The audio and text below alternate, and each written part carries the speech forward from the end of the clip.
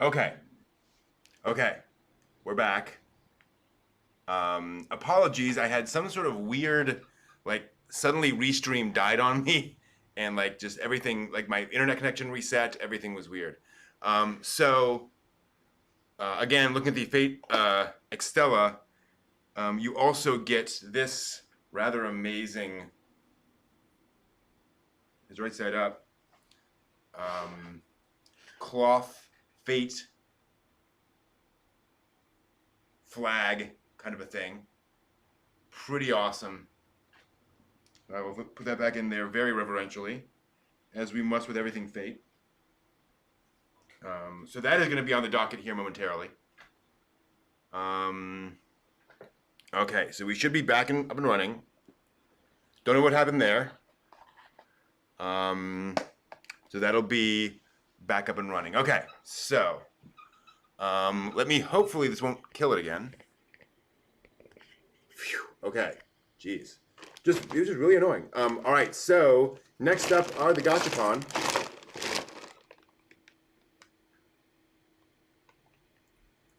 Gachapon.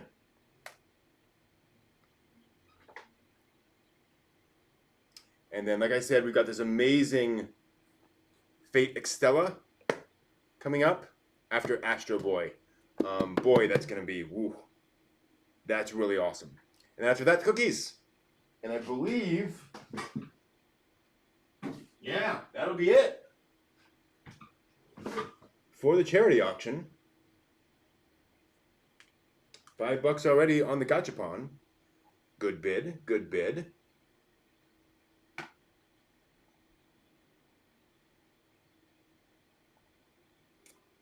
See some folks interested. Some folks have their eyes on them.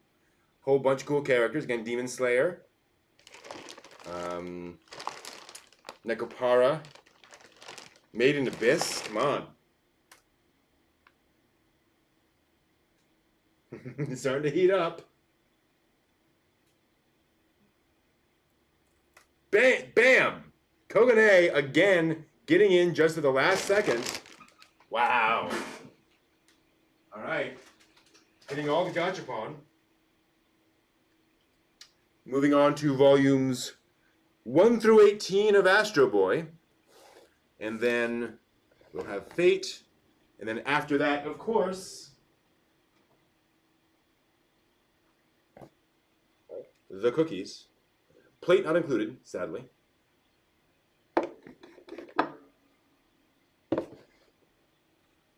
So, Astro Boy 1 through 18. And we will see what we get here. Lots of classic Tezuka. Upside down. There we go. The bidding is getting faster and furiouser, which I'm surprised is not a title for a Fast and Furious movie. It probably is. Folks want it. I wanted it too. It's good to want it. Half a minute to go on this.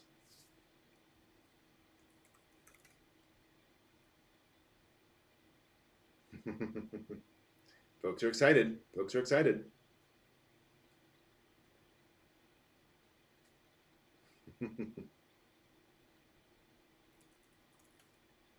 See if anyone jumps in.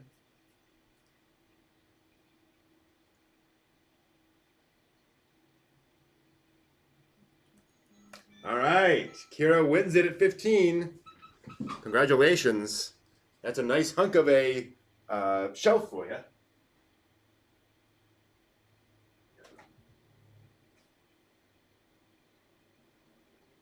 All right, so next up, again, Fate Extella, the Umbral Star Noble Phantasm Edition,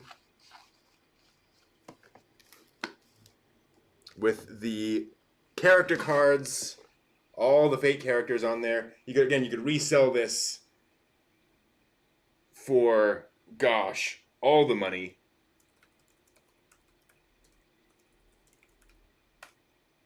If you were so interested. And then the cookies will go out. anyone interested in Fate?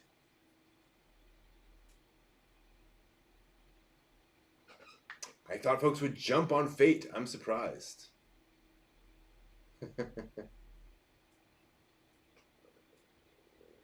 Excuse me. Yeah, unfortunately, the cookies will have to be US only. That's a great point.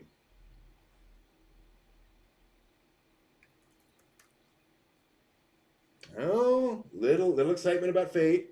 Starting to work up. 10 seconds. Buy my watch.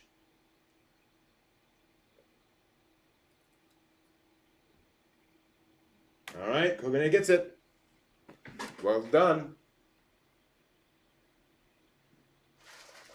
And finally, everybody. Now, unfortunately, here's the thing. I have to make sure that these cookies worked. That they're not, that there's nothing that I didn't get any poison in them or anything like that. Like I am required by baker's law to check and double check that these chocolate chip cookies are fully baked and boy, yeah, I don't know. I don't know if you actually want these or not. There I all right. Finally. Here we go. Chocolate chip cookies. U.S. bidders only, please. And again, that's just for, I can't ship things internationally that's food. Who's going to go for them?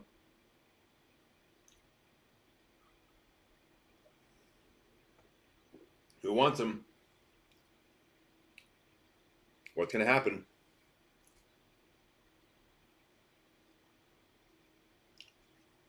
Any bidders at all?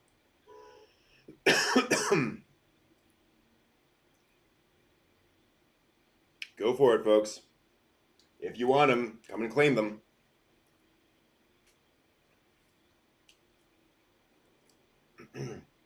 Folks are waiting. All right, we got 10.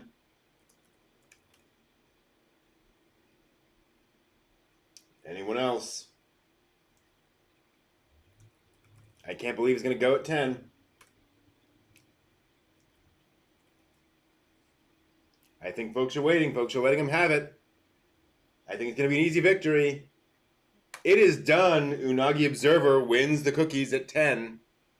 Congratulations. I'll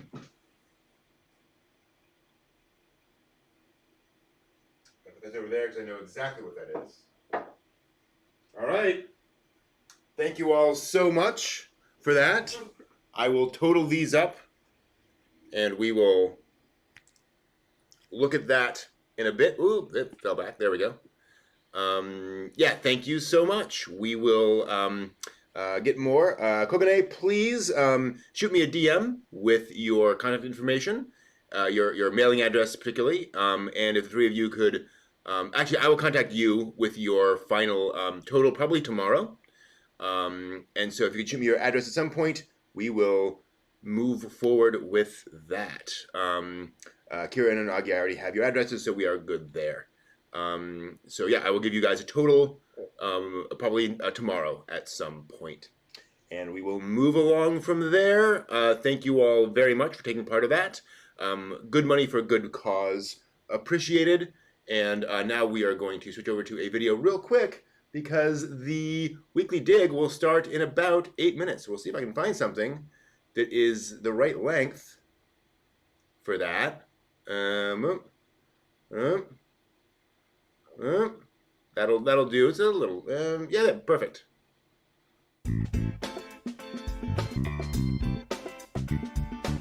Hey guys, this weekend is going to be super fun. Today's Thursday, and today in Japan it's Umi no Hi, or Ocean Day, and then tomorrow is Sports Day. So this Thursday and Friday, a lot of people have the day off, so a lot of people just go and travel during this weekend. Fortunately, in the prefecture that I live in, the COVID cases has not been bad, so that's good. So I feel like it's fairly safe to go out and travel as long as we're wearing masks. I've never been to Mito before outside of doing visa stuff, so this time we're going for fun. Originally, we were going to go somewhere like Nagoya or Fukuoka or Tokyo, but of course, with the way things are right now, I think it's better to kind of like stay closer to home, stay in my prefecture, and go to smaller cities. I have no idea what to expect this weekend, but let's have some fun.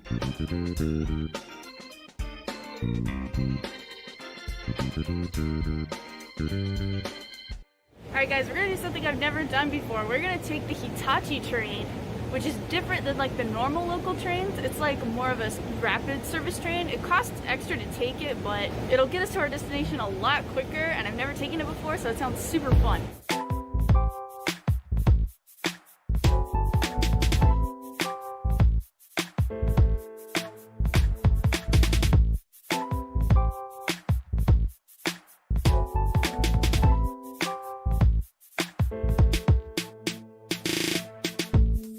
Alright, we made it. We just got to check into our hotel. We're like right at the station, so I love the station plaza area. It's really nice. Alright, let's go check in, and then I guess we'll figure out what we're gonna do. Yeah, I made it to our hotel room, and we have like the perfect view of the trains. I'm so excited. I love watching the trains. The best thing about this hotel room is that it is like literally connected to the station, and below the hotel is like a shopping mall with arcades and stuff, so you're literally just right here. So if you ever come to Mito, this is a really convenient place to stay. Alright, we're at the arcade, like right under our hotel. Let's see if we can find anything to win. They already have Rent-a-Girlfriend stuff. This anime is like airing this season, and it's cringy, but interesting. They already have stuff out for it. I love this Rem. Oh, she looks so cool. Okay, I totally have to win this Megumin. Megumin is best girl from Konosuba. She looks pretty winnable. I think we can do it. Let's try. 500 yen coin. Let's go.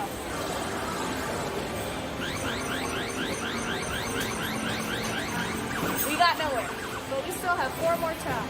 I'm going for a middle approach this time. That did not go very well. How do I make it turn? You gotta grab, like halfway grab it. I'm feeling it.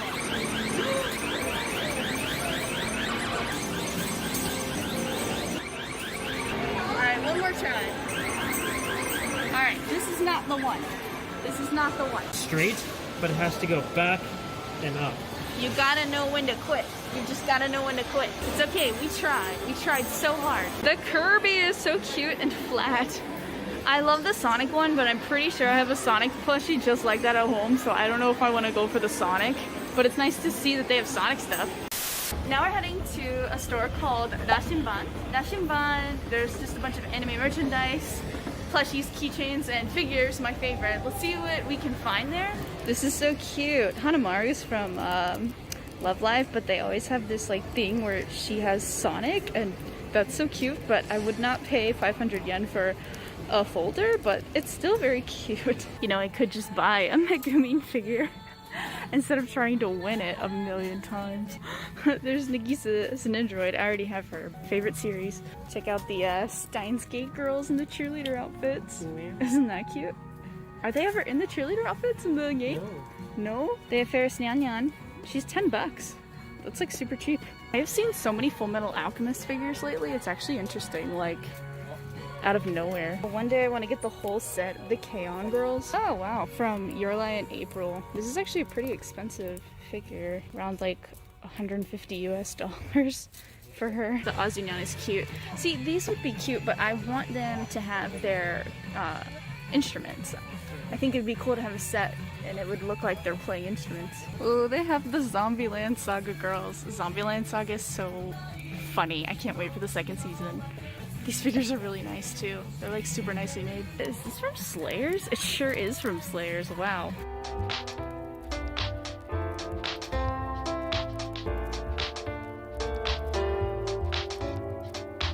Alan just went back to the hotel to take some of the stuff that we bought at Rashinbang up to the hotel. Later, when we're back in the hotel room, we'll show you what we bought. So if you ever come to Mito and want to do some like anime and weeby things, there's a Sega arcade near the station, there's an anime near the station, there's the Rashinbang near the station, so you could probably spend a good half a day shopping around those areas for stuff. I wouldn't say that it's worth the trip from Tokyo to come here because the shops are really small, but if you're ever just in the area and you want to kind of like get out of the crowds of Tokyo, then yeah, there's definitely some anime shopping here to do. Gosh, we found another arcade on the way to dinner, so gotta stop by. This one is way less busy than the Sega one, and I am all for that. But maybe they don't have as cool stuff. Oh, I do love the sleeping Piplup. The Inosuke plushes are cool. Okay, not as many cool stuff at this one, so back to dinner plans. Alright guys, we finally decided on where to eat. We're gonna have Yakiniku, one of my favorite things to eat in Japan. Alan's currently figuring out what's on the menu via the tablet, and they bring as much food as you order for the next 90 minutes, so fun stuff. These are the sauces. We've got like a sweeter sauce, we've got lemon, and this is like a spicier sauce. I kind of like burn all of mine on purpose. I kind of like that charcoaly taste. So don't judge me for literally overcooking or burning all of my meat. Put one of these on too.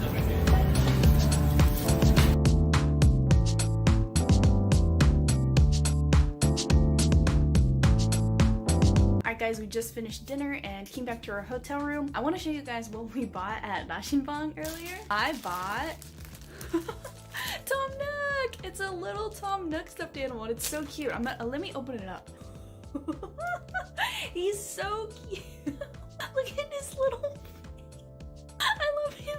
He was like 2,000 yen, so about $20 US, and I thought it was totally worth $20 because my house, I already have like some Nintendo-y Animal Crossing specifically stuff in my house, like a pillowcase and a blanket and stuff in my living room, so this will go so cute in there. Okay, Alan, what did you buy at the store? I got this Wano Kingdom Luffy figure Wow. for only 500 yen. Wow. Which is crazy. Alright guys, well there you have it. There is our first day in the Mito area in northern Ibaraki. Tomorrow is going to be super fun. We plan on going to the beach and we're going to a town that is the setting for the Girls into Panzer anime. You may know it. I hope to see you in the next video and I will play with you some other time. I guess we just kinda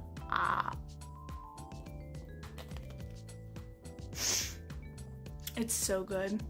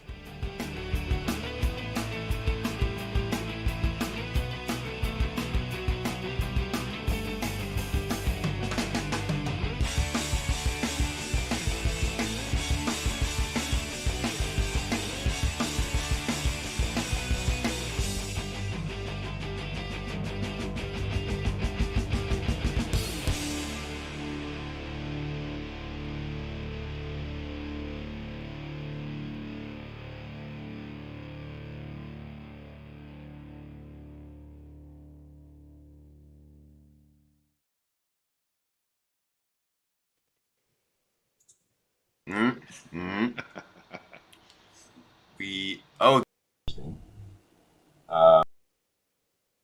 that will that work? There we go. Just need to pull that back a little bit. There we are. Hello, everyone. Welcome. It's Saturday night. It's OnCon. Yes, it is. Happy OnCon, everybody. Happy OnCon. OnCon 5. Just got done with 4 panels by Steve here, as well as Kira Fox, Ginger Gaiden. Thank you to both of you for those things. This is not Ginger Gaiden, by the way. This is John. Yeah, I can't look as good as Kira does. None of us just can. me. None of us can. No. So yes, it's been fun. We just got done with a charity auction. Getting bids on a whole bunch of cool anime stuff, which will be winging its way out here soon. And yeah, looking forward to moving in. But what we're going to talk about right now. Who got the cookies? I got the cookies, but if Anime Lover would like them, all they have to do is send Brenton their address, and it's. I'm going to have to go back in there and look at what the hot bidding was for cookies, because it was not you'll hot. be very surprised. Ejected. You'll be very surprised. What? Yeah. Surprisingly cold bidding Damn. on the cookies. I should Granted, have offered my first-hand testimony from the cookies that I had, Brent, from Otakon. Be like, first-hand testimony, people killed for these. Go. granted, the bidding on everything else was pretty hot, so I think folks were hitting their budgets pretty quickly on the earlier items. So fair enough. Fair enough. But we are here to talk about The Wind Rises. Yes. Hayao Miyazaki's most recent anime film, as of recording. Who knows when he will finish, if he will finish his next film, because boy, that's taken a while. But we get The Wind Rises, which is the story of, it's an interesting story, really. And let's kind of start there. So when you guys watch this, how familiar were you with the story of Jiro Horikoshi? Well, it's the first time for me. All right. Yep. I'd heard about the development of the Zero and development of the aviation industry and avionics in Japan in pre-war period, but it by far the information usually skewed towards American and European developers. Sure. Yeah. Predominantly, so that it segued kind of nicely into the idea, like most Europeans and Americans were surprised at the developments that were occurring in Japan, especially once the eve of war came. Yeah. So watching this, I'm like, oh, okay, cool. And then later on found out it's not biographical. Well, yeah. So it's not like absolutely accurate. Yeah. So it's like, wait a minute here. Yeah, we'll get to that. Yeah. Steve, how about you? So I knew about a roundabout idea of the actual true history of it. Just kind of name dates and this is what happened, kind of thing. No details. And I thought I had seen this Ghibli movie before, and then but then I realized as soon as we got to the earthquake part of it, which was in a spectacular moment of animation there. I was like, no, I would have remembered that. I would have remembered that. And, even if I was in the midst of malt liquor, I probably still would have remembered that one. So would have left an impression, would you say? Yeah. Yes. Yeah. Yeah. One of those things where it's like, that could be playing on a 13-inch TV on the other side of the room, and you never forget it. Yeah. Oof. And it's funny because I think of that's the scene of that every time when I'm folding sheets, and this is really when you go with the sheets to get them straightened out. I'm just like, wow, just watching that wave through the ground. I'm like, ooh. Well, you guys knew more than I did coming into the movie. I basically knew that somebody designed the Zero at one point, and this was about him. Great. So that was pretty much all I knew.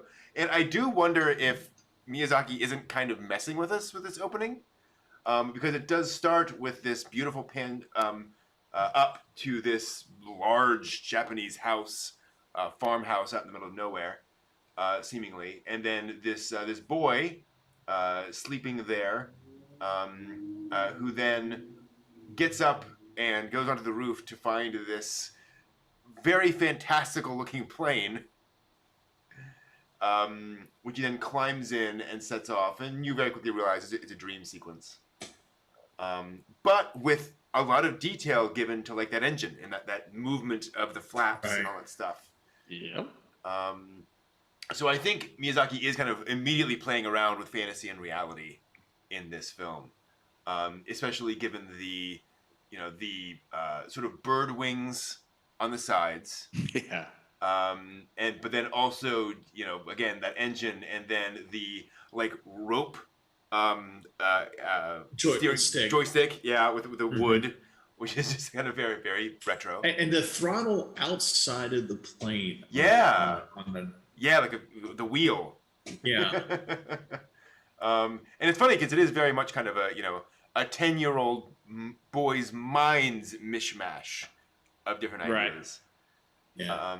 Well, I mean, for the time period too, monoplanes were like the hottest new thing, and yet you had people making monoplanes basically on a biplane model. Wow. Right. So it's like just kind of tinkering with that idea of how can we just, cut out the additional set of wings and get this thing as a monoplane.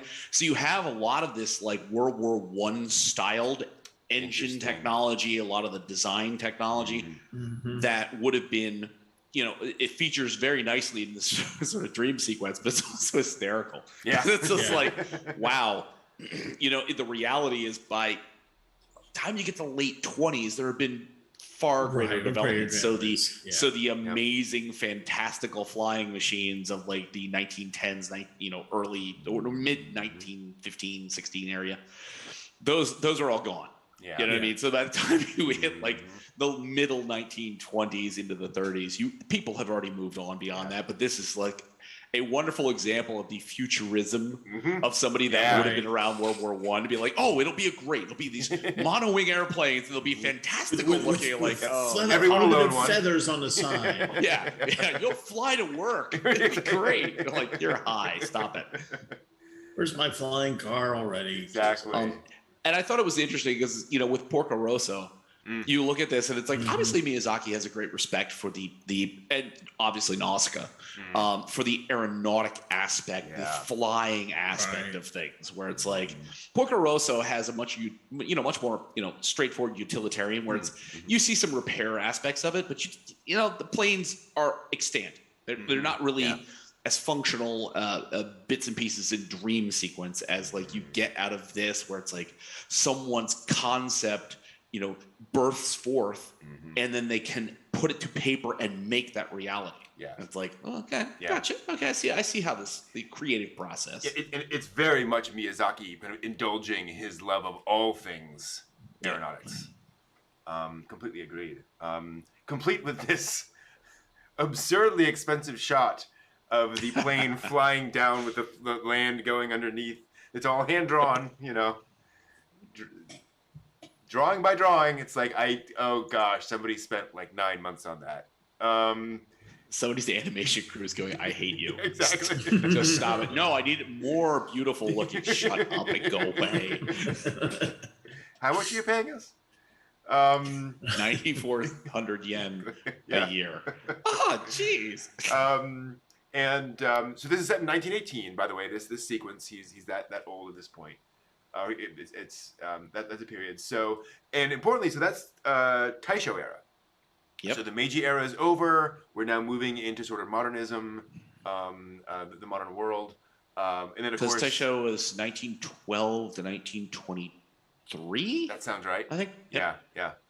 And then of course the dream is interrupted by the evil flying machines, and a very classic thing. And what I find kind of interesting is they literally have an iron cross on them.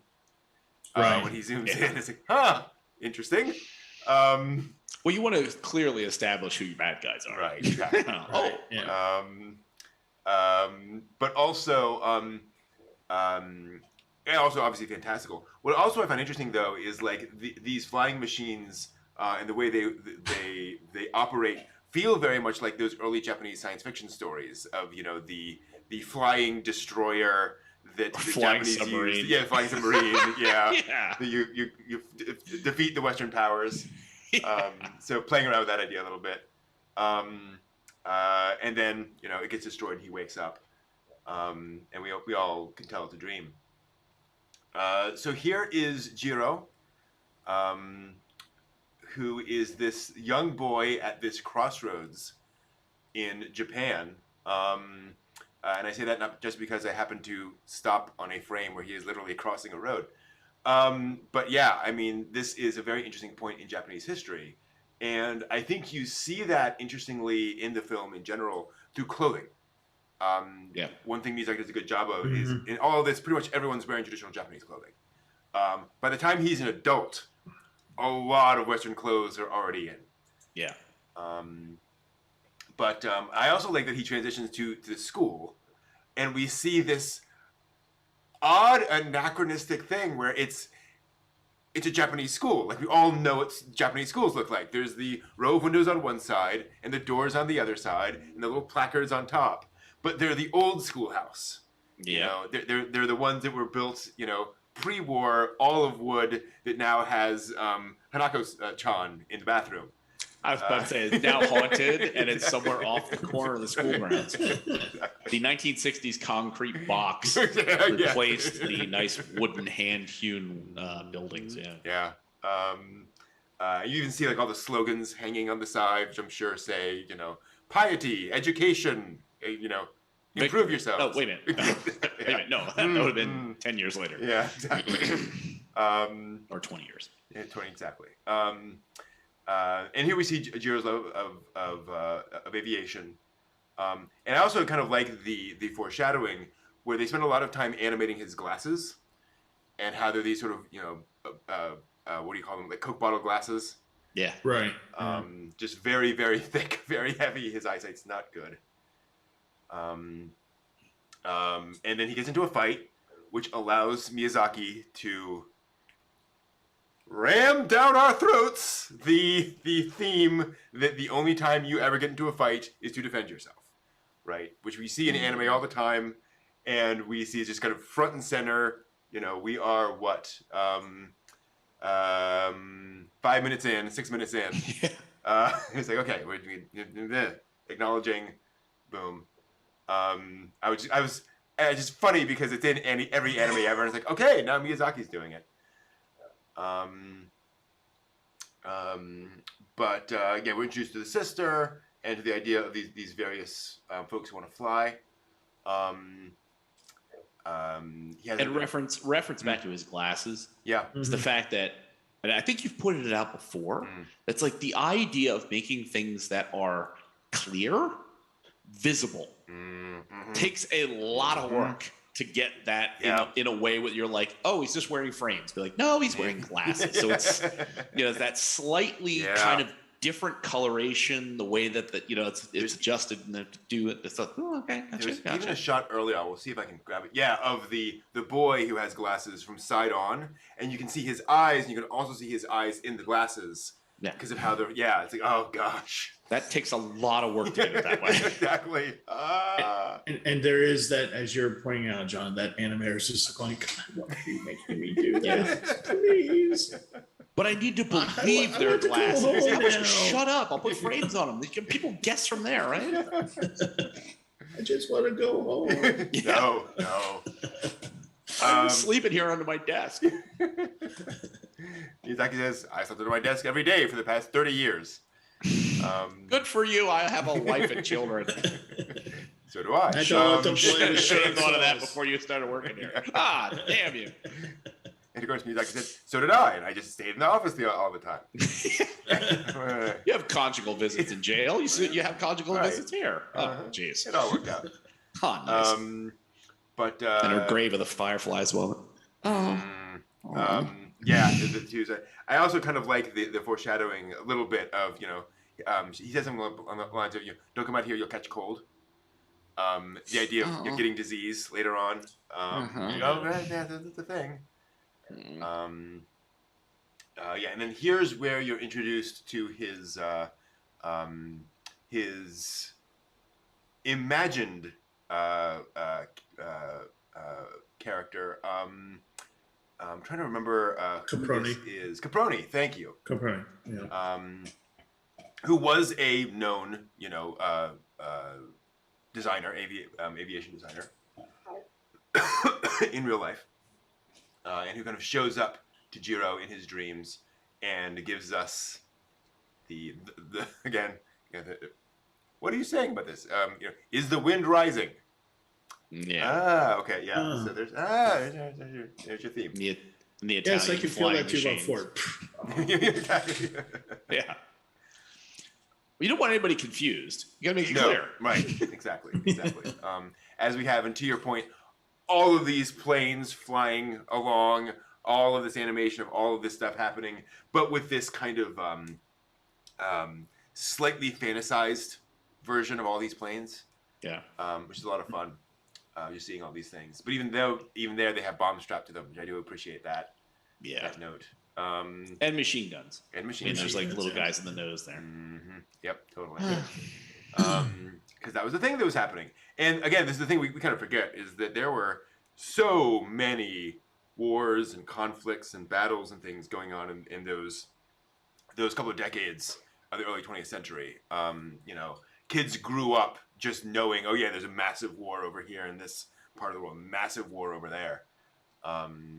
So yeah, kind of interesting. And then we get this amazing plane, sort of a spruce goose-esque. Although no, this is smaller than that. But I just love the wallpaper inside. Yeah. Yeah. It's like you're Would Italian, you really aren't you? want to ride? Would you really like to really want to ride in something like that? Where you're like, after a while, you're like, my eyes are hurting. Oh god. Yeah, but very much, again, and we're heading into the 20s, the era of exuberance and all of this stuff, the golden age, the Gilded Age, rather. With the bomber style, the design reminded me of very much of the World War I, the end of the war. The Germans had fielded beyond the attempts to get Zeppelins over. Sure, you can get them there to England to bomb, but if you hit it with an incendiary round, hydrogen tends to explode, so it's kind of a bad deal. Yeah. They came up with the Gotha bomber, which was this Gotha large, sort of very similar to that shape, Interesting. kind of bomber that could, if it was stationed in Belgium, it could kind of get there. It could get to the coast. They did fly them from. They did fly them from the coast to England. Wow. But it was when they could horribly see, fuel inefficient. Right. And the thing of it is it was crewed by 7 people. Oof. And one of them, the engineer, was tasked, and this was on the Zeppelins as well, where they were trained to walk on the wing to get to the engine because they could actually. There's an actual access panel. The access panel to get inside of the engine to fix them if something were to happen, which was quite often. Yeah. And so and they had those nose, and the people in front of the plane with machine guns. That was a thing that they did. Wow. That. And the back to the Zeppelins, and towards the beginning of the movie when they're showing the I thought it was kind of interesting that the dream happened during day because most of the Zeppelin attacks were at night. Yeah. And that weird bomb dropping thing where they're just like, here's the bomb, we're just gonna smash it and then we're gonna bring it back up. Yeah. Because the bombs never actually went anywhere. But I mean, that's the dream sequence. So it's inserting the Zeppelin experience into, which I at the time during World War I, the Zeppelin attacks on London were like huge news. The idea that you could field something that could not just be an artillery piece that was limited by 20 miles, but you could fly something, 100 miles. It's amazing. And then bomb things. Yeah. Ineffectually. But psychologically, it was amazing. Absolutely. Yeah. So, and then to your point, to our earlier point, we the flyby of the plane with all the people looking out of the window, hideously time-consuming to animate. Yep. But we get it because we have to show all of them in moving, full Yeah. scale. Which again, the China Clipper in the 1920s and 30s, big flying boats that would fly from Hawaii to Guam to Midway to whatever else to connect the western coast of the United States to China and Japan. So it's a big flying boat experience. Made for great movie serials. Yes. Although I imagine that design would wow.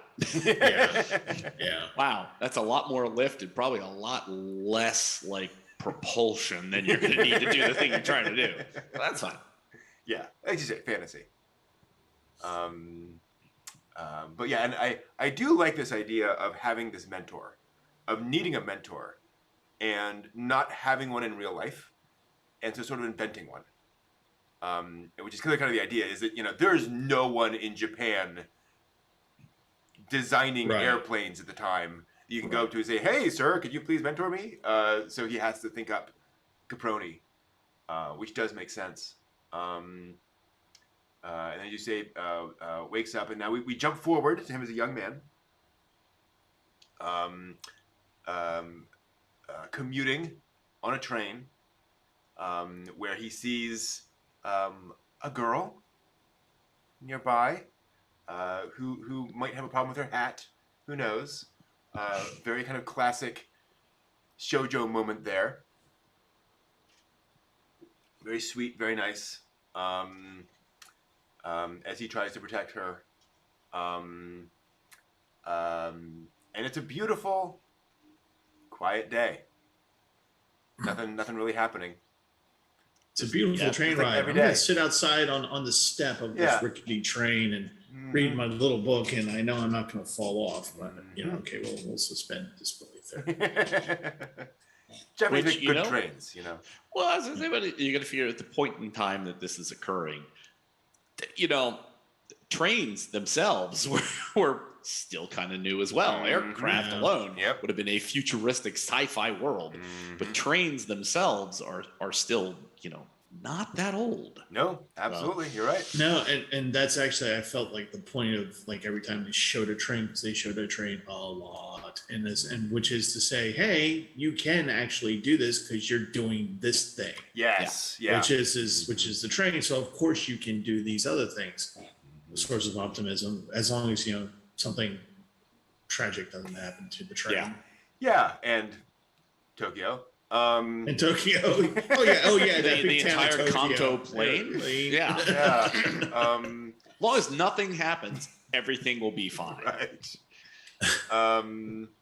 And you get some of these stunning images of first the rolling of all of the houses. And one of the things I love about this is that you could have done this with a multi-plane camera in 1935. It's basically like 12 layers of houses painted, stacked behind each other, and you just move the one in the back and add dust clouds and move the one in the front. It's vastly easier with digital compositing, but conceptually, it would work. And I think it's one of the things that often separates Miyazaki from other filmmakers. He still thinks that way. His shots are still composed as though it's a multi-plane camera. Everything is going to be done on, and it gives you kind of that vintage feel. But yeah, and you see all these, and then you see that the houses actually animated, rippling. Yeah. Oh. Which is interesting. It's a stunning visual effect. It is. Yeah, it is. It really is. Again, it's another one of those where it's like, I can't imagine, people being like, oh crap, we have to do what? Yeah, exactly. Well, the result is amazing. Yeah. Well, so when it happened, and the earthquake and the big wave that goes through the land, The pulse. and it's literal wave, and I've never seen obviously an earthquake of that magnitude. The last time I was in an earthquake, I actually slept through it. The one here in Baltimore a few years ago, about 10, 15 years ago. But like at first I thought when I saw that happening, I'm going, Totoro's coming out of the earth? What? I don't. Yeah, at first that's what I was- Yeah, right. Wait, this went kaiju real quick. Yeah. Yeah. I didn't even see that left-hand turn. We have to develop the Zero to fight Godzilla. Oh, that's where this film's going. Okay, got it. But then when it was, going through the motion, and you actually saw the train and the things, and then people reacting to us, like, wow, this is. It's one of those things, like I was saying earlier. If you don't remember this scene from this movie, it means that you didn't watch it, because there's no way you cannot not remember this. Yeah. I mean, it's just visually just there. Well, and it's also interesting the different sort of approaches he takes. Like when you get to the these houses in the one shot, there's this sinuousness to how all of the houses move. Right. Yeah. Which is not the case in the later shot. When you see the train tracks, they're all one object that's being thrown around. Because I think that's when you imagine seeing that because they're close up, you imagine seeing that. When you imagine far away, it's like Tinker Toys being thrown up. Right. And it just works for that shot. But I'll tell you what was scary in this, and not that it frightened me, but I was like, God, that would be scary. Yeah. Is they're off the train, they jump off the train, smart thing to do. Jump off the train, and they're on the hill, and they crouch down, which is kind of what you're supposed to do. And they're sitting there, and everyone's kind of taking stock of everything and everything. You're like, okay, we're going to go on to the next, and everyone just stops. Because that's the aftershocks. And, you're just like, oh crap, yeah, that's right. It's an earthquake. There's going to be more. And, and there is. Yeah. I not go around like. As the earthquake hits Baltimore. Oh no! Thank you for the dramatic reenactment, Steve. We appreciate that. Well, and what I also find interesting is that causes them to kind of look up and look around, which is when they notice. I'll see if I can get the shot here. Where is that? They notice plumes of smoke, and somebody goes, "Fire!" Yeah, and it's like, And yeah, yeah. Earthquake's bad, but fire's Fire's terrifying. yeah. And again, we think about, or we hear about how terrible fire was back in the day and in Tokyo, and then you see all of these houses packed together. Yep. Right. And you're like, oh yes, like that makes sense. It's just there's nowhere else for it to go but everywhere. And I love how they make the point of it that it's just the fire is just arbitrary, because they show only the one house that's actually starting to catch on fire, and then how quickly it spreads. And it doesn't say it, doesn't show it, doesn't tell you, but you can only just imagine that.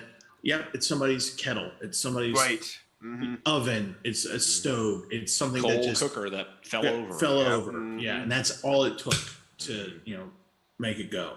Yeah, and the people are crowded in, much less the houses. Yeah, and so folks have got to start to move, and as you say, the fire just starts spreading at a fantastic rate. I also just love kind of the theme of this, that just, okay, everyone comes together. Everyone, okay, how are you doing? We're going to set your arm. We're going to do this. We're going to do this. What do we have to do next? And people aren't really panicking. They're just shocked and then figuring out what to do next. And again, because earthquakes are not new, but you're reacting in the moment. Which I think was very well portrayed in this. And yeah, and then the crush of people just trying to get anywhere. Just horrific. And again, thinking about what it must be like, and how to actually do anything, how to actually make any progress there. And just the horror of that. So eventually he takes her back. She finds her family. And I also appreciated this again, where she sees her family, rushes off, and like that's it. Like she doesn't really think to thank him or go back to him or whatever. And I'll see if I can find the shot of this. She does look back temporarily, but he just kind of sees this and then leaves. He's like, yes, you're safe, good. You know, I'm going on with things. Like, I would like for there to be more here, but that's not the important thing right now. Which I think was wise. Yeah, and then the books. Oh, this is a sequence that just got to me. All the students stacking up all the books to try to save as many as possible, in the hopes they don't burn. And the dude lights a cigarette. Yeah. Sitting right there. Can I have a smoke? Just inhale. Exactly. At that point, just inhale. You'll be fine. Yeah, 3/4 of the city's on fire. You got plenty of ash in there. You'll be fine. But it's not nicotine. Oh, Yep. So we get another dream sequence. As Jiro's probably kind of processing this, looking for something a little lighter and brighter. And what's interesting is how it's actually like literally contrasted with reality. It's like he's going back and forth between his dream and reality and seeing all these things and all this imagery. As he's trying to deal with this. And then we get shots straight out of Grave of the Fireflies. Of all of the death and destruction, or just the destruction, I suppose. You know, and them getting the water out of the pipe. Again, I think Miyazaki's like, yep, remember this thing? I'm pointing you to this thing. And it's not even World War II yet. Ugh. Yeah. I know. I was like, hey, didn't we see this? Great. Oh God. Why? Yeah. Mm-hmm. Yep. We still got a number of years to go. Yeah. Mm-hmm. Yeah. Gosh. Someday that 2x4 of his has got to splinter. So No, never. He will never splinter the tube where he beats you over the head with things. Never. And so we cut forward again to a nation rebuilding. And this is only, I believe, 3 years later.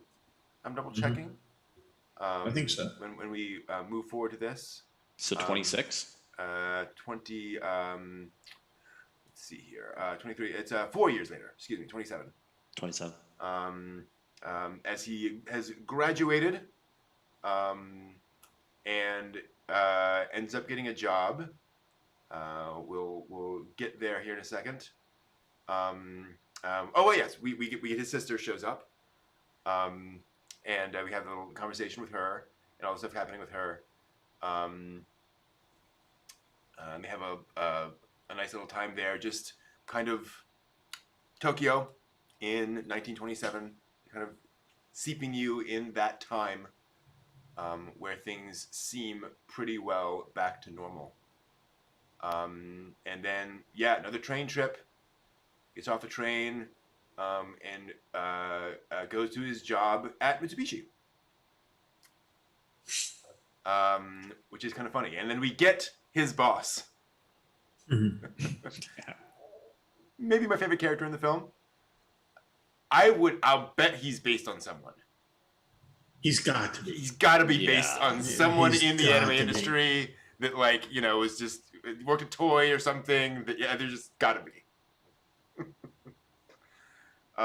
Never satisfied, always pissed off, and takes him for his first job, where he's going to design a plane.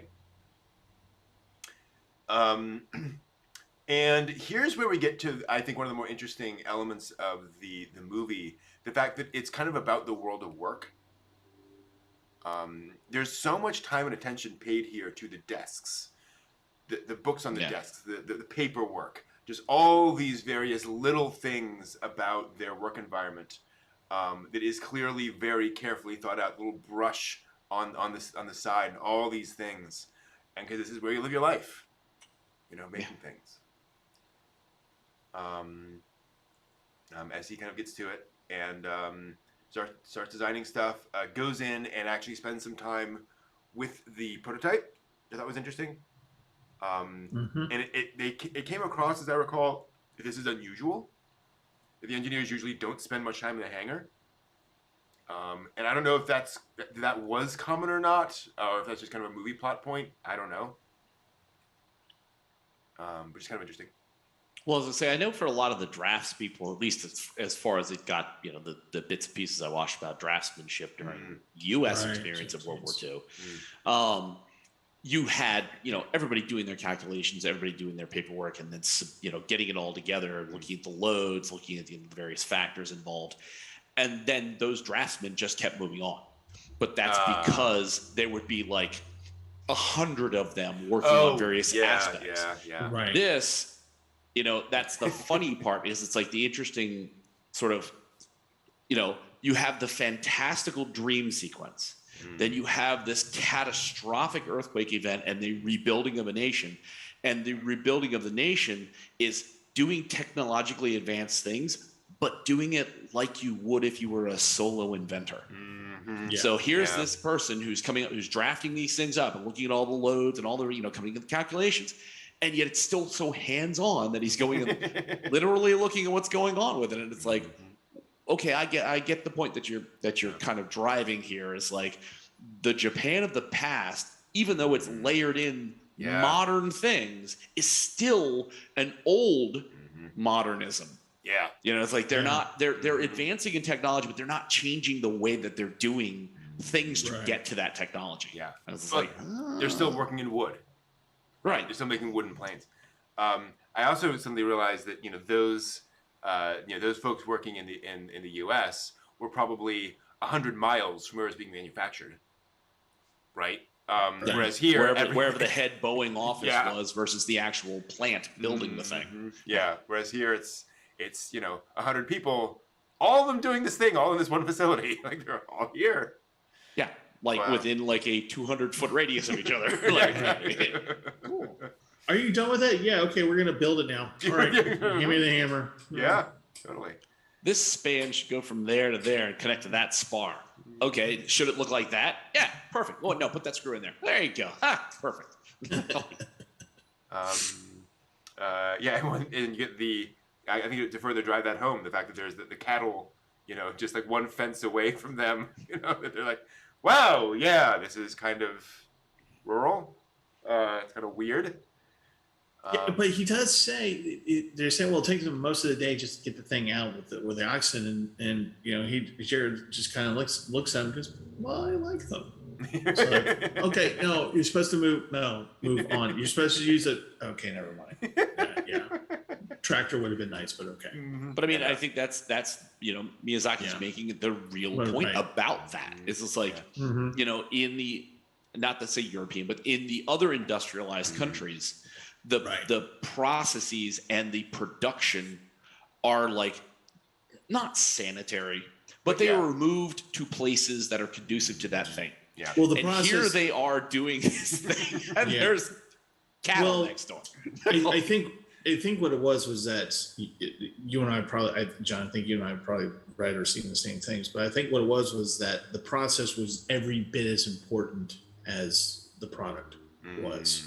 So, and what made some of the nations advance so far, like the Germans, was that they said, okay, well, we need to have a tractor to move this plane here A to B. What kind of tractor are we going to make? Okay, well, we're going to make this kind of tractor. They'll get it done, right? And then they go, well, how do we make that tractor? So it affects all things. Whereas the Japanese are just like going, oh, well, we got the ox. That's fine. That's good. We're making a plane. We don't need a tractor. Right. Exactly. Right. Well, it would help you. The manufacturing base is really helpful. Yeah. Exactly. That flywheel on that tractor also can be used in the plane. Yep. Can't feed a plane on grain and grass now, can you? Yeah, no. And it is fascinating seeing a country that is trying to leapfrog, trying to go so far, like you say, without the manufacturing base, kind of doing their best there. As you had pointed out with Lane and the Iwakura mission. It's like just you're pulling every string you can from every quarter that you can to catch up. And it's like, wow, okay, that's great because that helps you move forward. But if you haven't organically gotten there, you have so many segments of the population, so many segments of your economy, of your industrial complex that just aren't there. It's very difficult to like have the pieces, parts, the tractor that pulls the thing that makes the other thing that leads you there. You just build the super advanced thing, and it's like, okay, you pull it on a cart with oxen. Like, and even further, okay, you build one, great, and you've had to do everything to do it. How are you going to build 200? Yeah, if you don't have everything else going. Yeah. Wow. It's not Ford production plant where you've got like lines of production. It's a shed. I know, and they had to share the shed because it was like, oh, well, I'm building the bomber, the mid-range bomber over here. Oh, well, I'm building the fighter plane right next to you. Yeah. Yep. Where's the assembly line? Those 10 guys are in right there. Oh boy. And then I do, which is in and of itself, if you think about the age of like the Bugatti, like the hand-built, luxury machines of the early 20s, the late teens, post-World War I. Yes. Awesome. When they built 3 of them a year, those things were immaculately made. And then when they said, let's make 10, quality kind of went down a little. Yep. It's how things are. Watch some Top Gear sometimes for stories of cars that are, they are perfect and they cost $30 million each. Yep. Anyway, and then it comes in for the landing.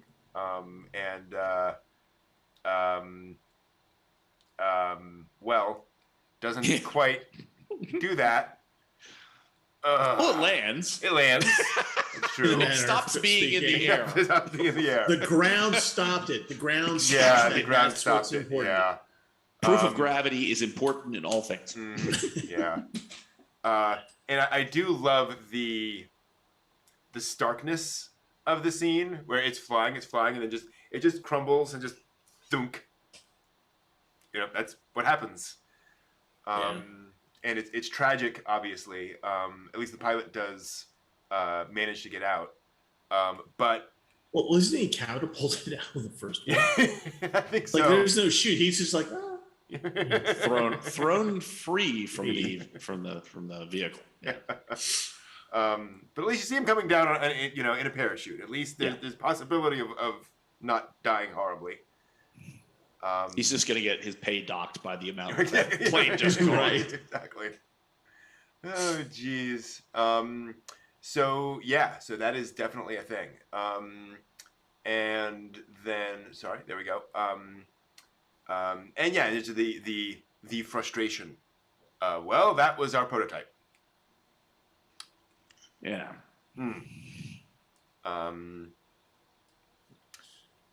And then we get another little Grave of the Fireflies moment, where he offers the cake to the kids, in an effort to be nice, which they refuse, because they don't trust him. He's just some random Oji-san. Yeah.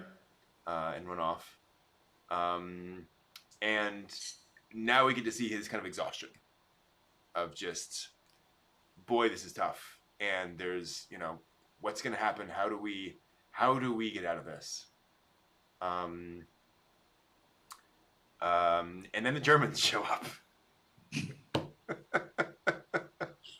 Which, by the way, the prototype plane and his dream plane are somewhat takes of late World War I German aircraft. Yeah. Yeah. And then by the time, obviously, you get to the giant Goethe bomber kind of flying wing thing, that's kind of like some sort of bastardized World War I and the Horton 229 flying wing, where it's just like, okay, there's a lot of interesting influences here. Well, all the way down to the Ju-52 with the sort of the corrugated steel exterior, aluminum, I'm guessing. Yeah.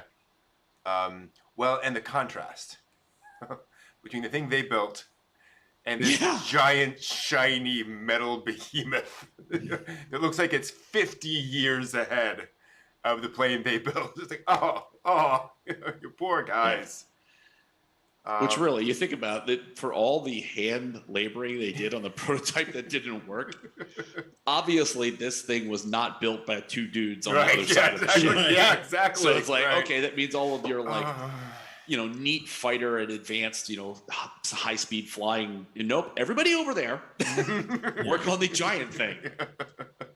Well, I mean, you get the contrast of him walking into the shed and just like looking at the one prototype and going, "Oh, look at this little springy thing here," and everyone's just kind of like, "Oh, okay, that's brilliant." Then they go in and see the German Uber bomber, and it's just like, and you just look at it and just go, "Oh, I thought I was smart."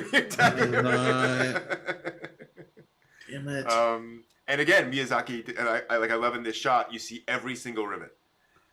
All the way down. Just all of the engineering required to build this thing. It's just, oh, God. We can hear the ghost of that animator. How much are you paying me?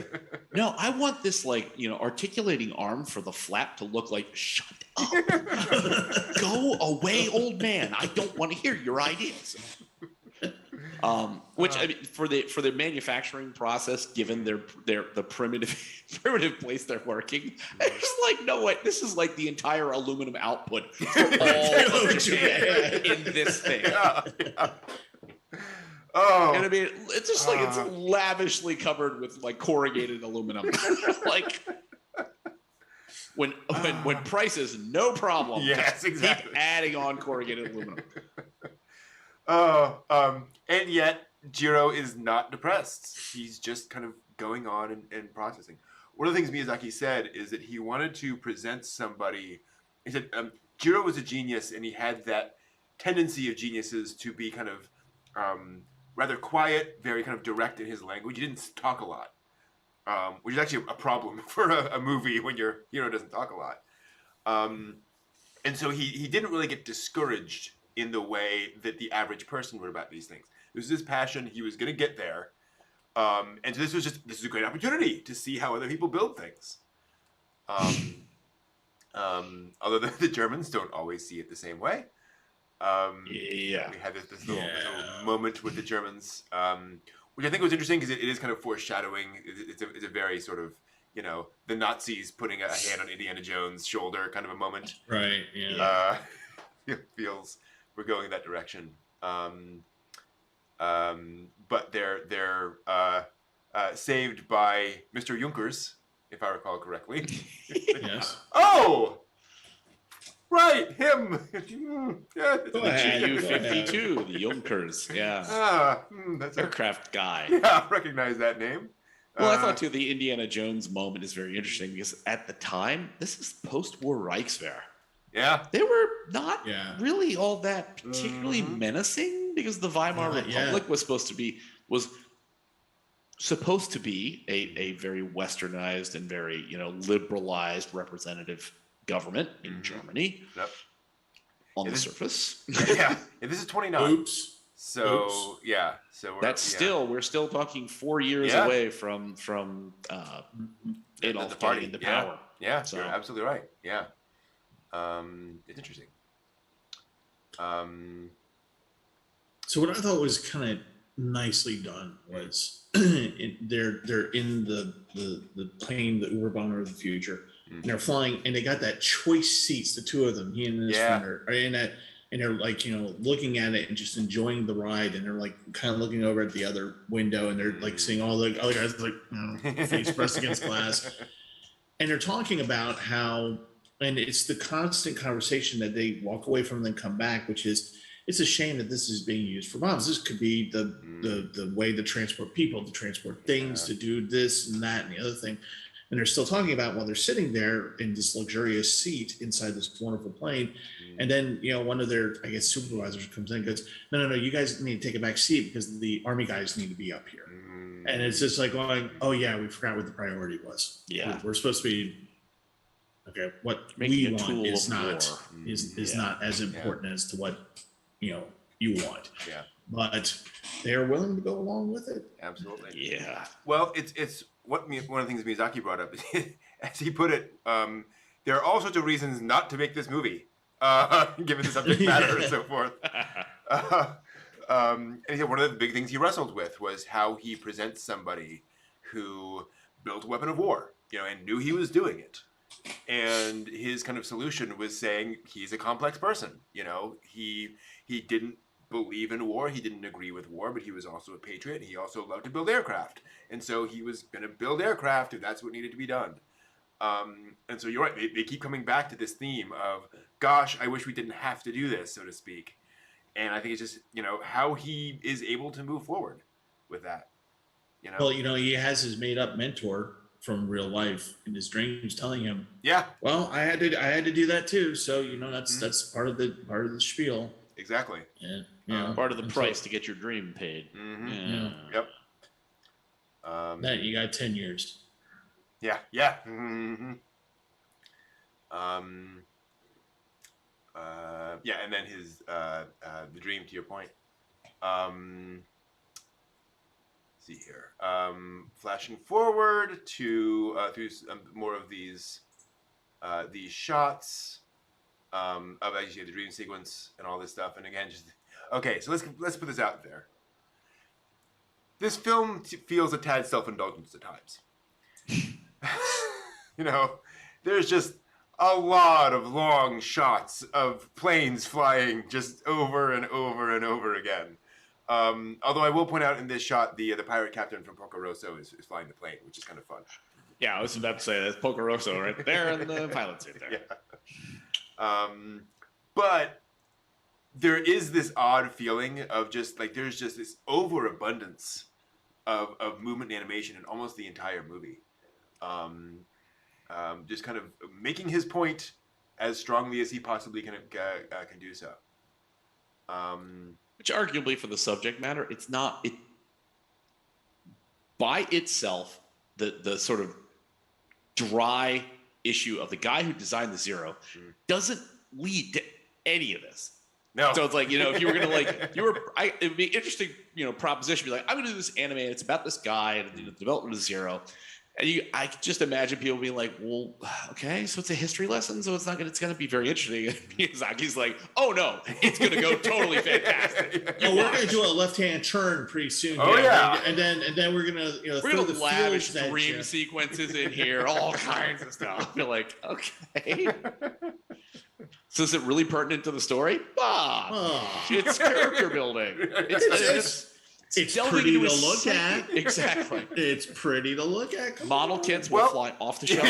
Yes. Hold on. I would buy model kits of these, absolutely. Well, they have Porco Rosso die cast plane, so I've not seen any of this yet. But because there's nothing problematic about this film. Subject matter, nothing controversial. Well, Miyazaki pointed this out. When he first got the idea for it, he actually drew it as a manga. And did a couple issues of that, and then kind of put it to rest. And then Suzuki came back to him and said, "I think this would make a good film." And he's like I said, "Absolutely not. Ghibli makes family films. This is not a family film. Not family-friendly subject. No, it's not going to happen." And then at some point, Suzuki, I think it was Suzuki, who said, "Children should be allowed to see things and be exposed to things that they're uncomfortable with."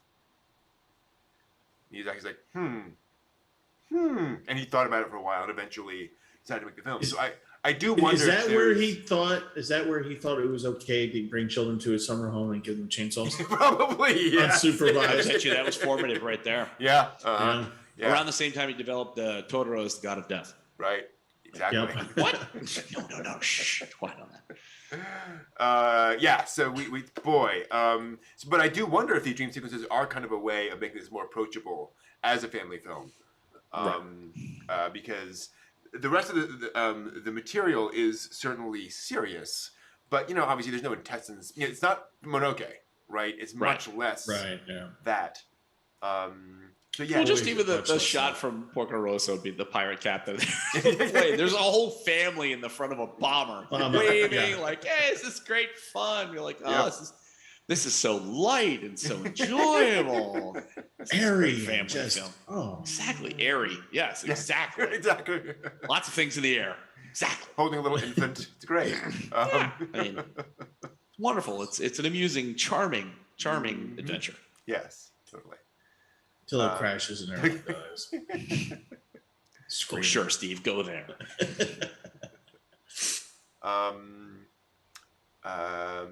Yeah, and then we get then we get the again just the banging on it again when they go out flying together, and the engine starts spitting oil everywhere. They all get covered with it, and they realize, oh, this isn't going to work. Yeah. On these these aircraft carriers that are like 3 feet long. It's like, oh, Well, they're only going 75 miles an hour. That's easy. Right. They were about the size of what an Ohio class is now, submarine. Oh wow, okay. Yeah, that's about in terms of length. Yeah. In terms of Wow. Well, they weren't. A portion of them were converted World War I cruisers. Yep. Some of them were like some of the short jump carriers were converted. Right. Yeah. It's just like wow. Literally, a shipping boat with a platform on it. Like, oh, this is awesome.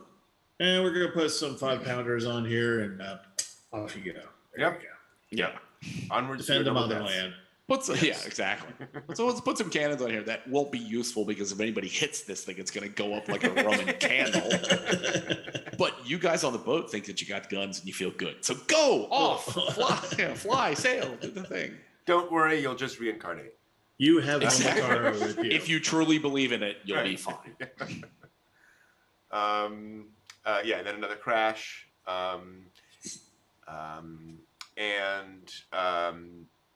Let's see here.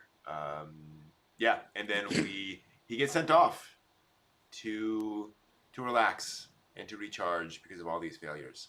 And to Steve's point, suddenly shoujo. I mean, I almost had the whiplash. I mean, going from one point, like it literally, he's just like looking at the wreckage of the plane that he is totally responsible for at this point. Mm-hmm. And, he walks away and you're like, oh, poor guy. The next thing you know, pretty girl. Hey, I'm like, wait a minute. Ow. Whiplash. Yeah. Is this the pivot point in this film? Apparently. Pivot away from the plane. Pivot to romance. It's funny you say that because I actually did hit pause and see where I was. It was close to about halfway, actually. Yep. Mm-hmm. To the moment. Now, Miyazaki famously, whenever he makes a movie, he does a lot of sketches and paintings and so forth. And he eventually stops when he finds a painting that represents the movie to him. And I believe this is that image of her painting on the hillside, with him behind her. That was kind of what summed up the film to him, if I recall correctly. And then we have he rescues her umbrella as a gentleman should, and brings it back, and then we have our just sudden onset shoujo. If only there had been a moment where he could have said something like, "Your umbrella can fly, unlike everything I designed." You know what I mean? Like that would have been a sweet intro. Yeah, exactly. Something like that. Quippy, funny little thing. Yeah. So he has dinner. He sees her. She seems unhappy. We get a sense something's going on here. And then we get them interacting for the first time. And I gotta say, there's something a little Makoto Shinkai about these sequences. Or there may be something very Makoto Shinkai about these sequences. But there's something about just, two young people meeting kind of shyly, uncertain about each other. Something about the way the shots are composed, very kind of cheesecloth over the camera feel to them a little bit. Which I think kind of interesting. And then you get Werner Herzog. Yeah. Yeah. That totally threw me because I didn't read the cast list and I watched the English stuff and then, hello, young man, or however his voice is. I'm just like going, what? In a Miyazaki, what? Yes. So yeah. Just don't ask questions, Steve. Just go with it. So let's talk about that real quick. This is really interesting because I'll make sure we get this correct. Make sure I have the right. Yeah. So Jiro and Castorp, this strange man who he encounters, both have very interesting voice actors in Japanese as well as in English. The voice of the foreigner is Stephen Alpert, who was the head of Studio Ghibli's foreign relations for years. He worked at Studio Ghibli forever. He's the one who released the book last year about his time at Studio Ghibli. And this guy's actually patterned off him. He looks like Stephen Alpert.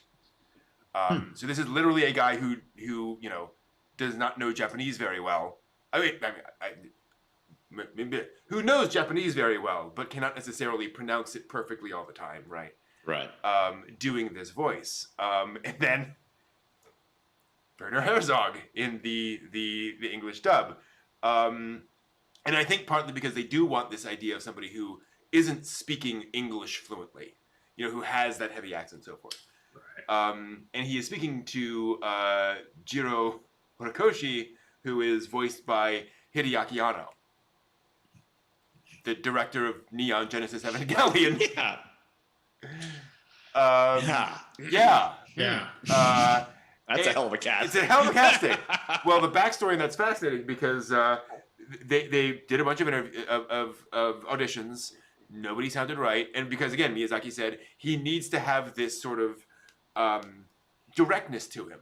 He's a genius. He needs to have this directness of I'm just going to get things done, and nobody got that around. And apparently, he and Suzuki were talking, and Suzuki said we should totally cast Anno-san. Like we worked with Anno for years. We should totally cast Anno, and they both laughed.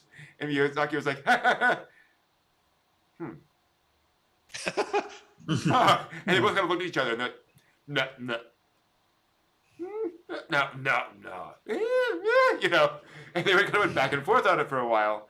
And eventually they were like, okay, well, let's call him and pull him in. And it's perfect. Yes, you are exactly right for this role. Wow. A crazy idea, train, engage. Exactly. Yeah, there we go. And for those not clear, Anno answered an ad to work on Nausicaa the Valley of Wind. He was an animator on that. They go way back. They've known each other for a long time. So it was not a oh yeah, that guy, right? It was they were familiar with him, and yet he voiced the main character in a Ghibli film, which went to Joseph Gordon-Levitt, and in case folks are curious. But yeah, I mean, Martin Short and Elijah Wood are in this movie. Yep. It's got quite the cast. Andy Patinkin, William H. Macy, Stanley Tucci. Yeah. Mm-hmm. Wow. In Disney, sub, you don't hear any of those. Yeah, exactly. Disney brought in all the folks, as they tend to do, and I think Michelle Ruff is in there too. I think they brought in an anime voice actor. They like to do that. But yeah, interesting voice cast. And so this very much deals with how things are changing politically. This whole scene and sequence with how one has to be more careful with one's words at this point. I do love that moment where they're talking about exactly that, and somebody walks by and he goes, "Yes, the strawberries are lovely, and I really enjoyed walking in the woods or whatever." And they go back to their conversation because there's almost a comedic element to it. Like, it is such an abrupt change, and the topic is so banal. It's almost like he's announcing to the other person, "I am speaking a banal thing. Pay no attention to me." Right. And so you wonder how much of that is going on. Of just we all have to do this.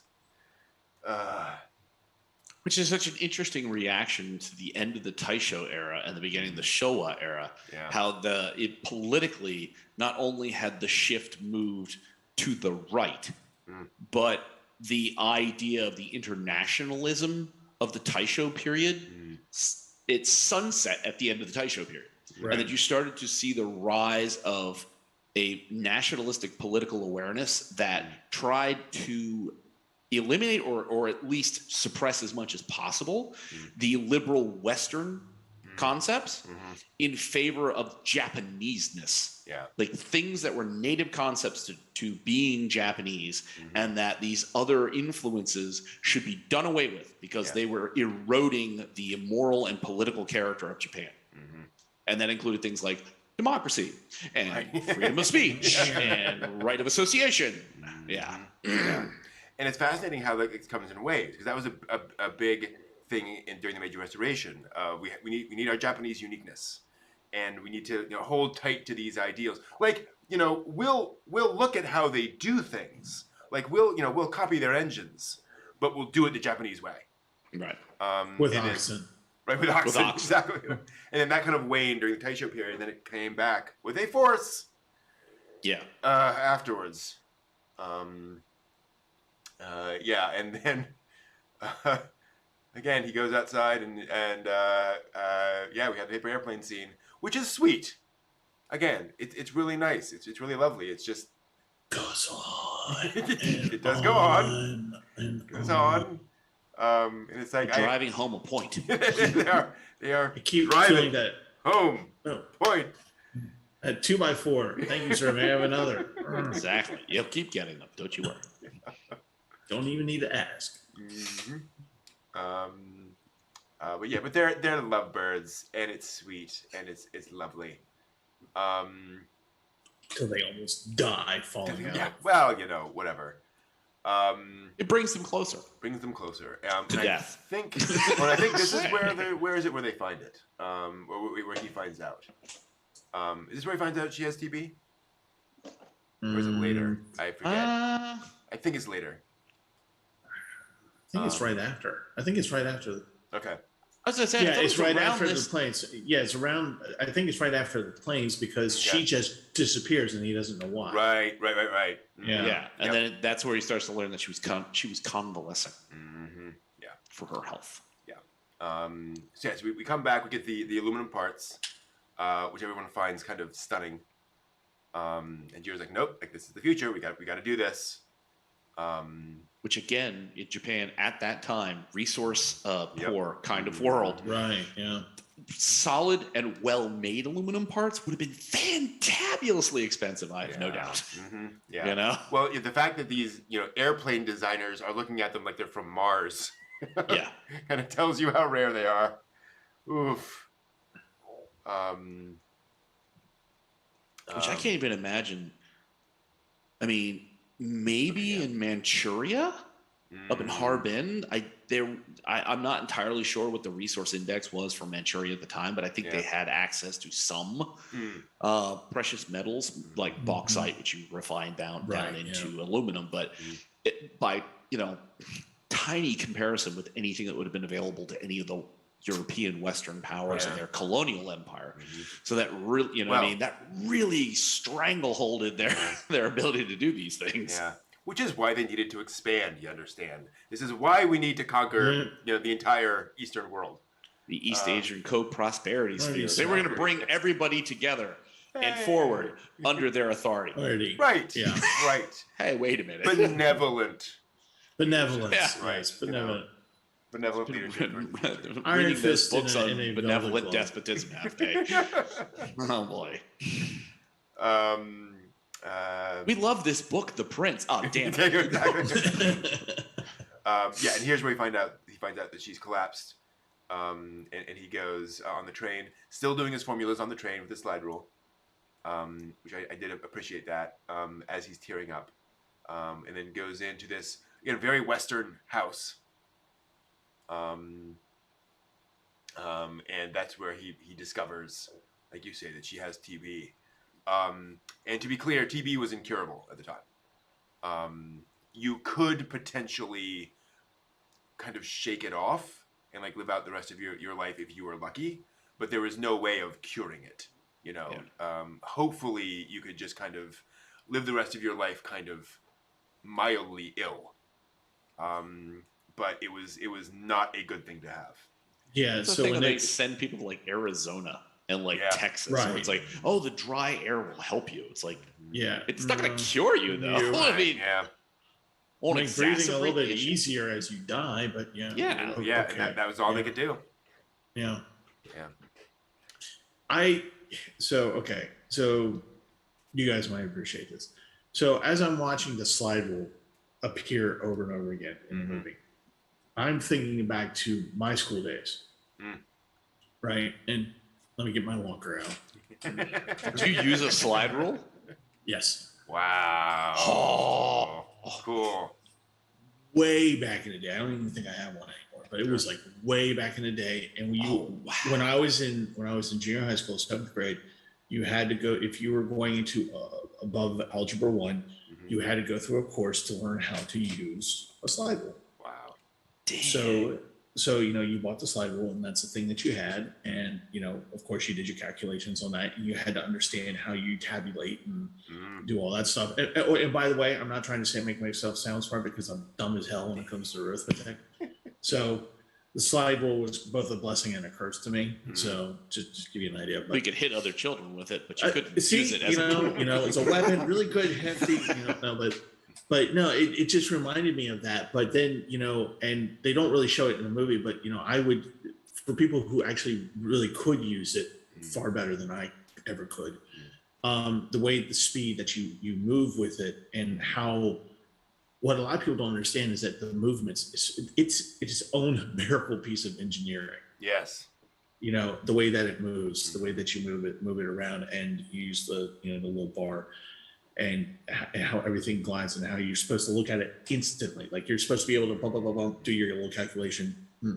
Okay, cool. Yep. And that's why you have, like, you see him doing tables all the time, because that's what you use the slide rule with, is with tables. Jeez. So I was like thinking about that as they're going through it. And then there's the scene where, I don't want to get too far ahead, but he's doing it one-handed. I'm like going, oh,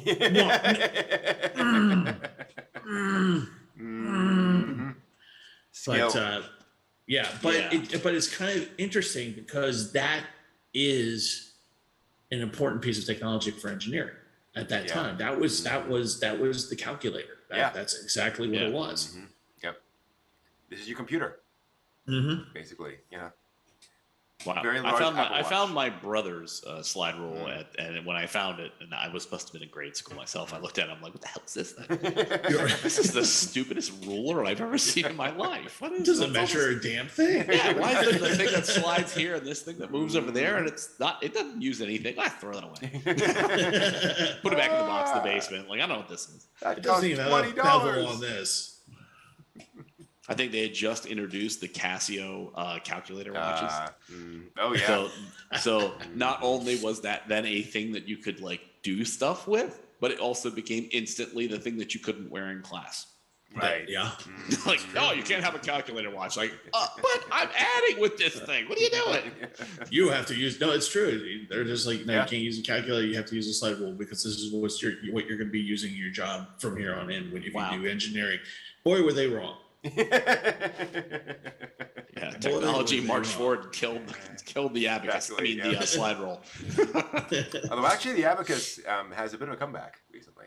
I was watching an interesting thing that people are especially in Asia, teaching the abacus to children, because they found you actually have a different view of how math works if you think of it the way an abacus works.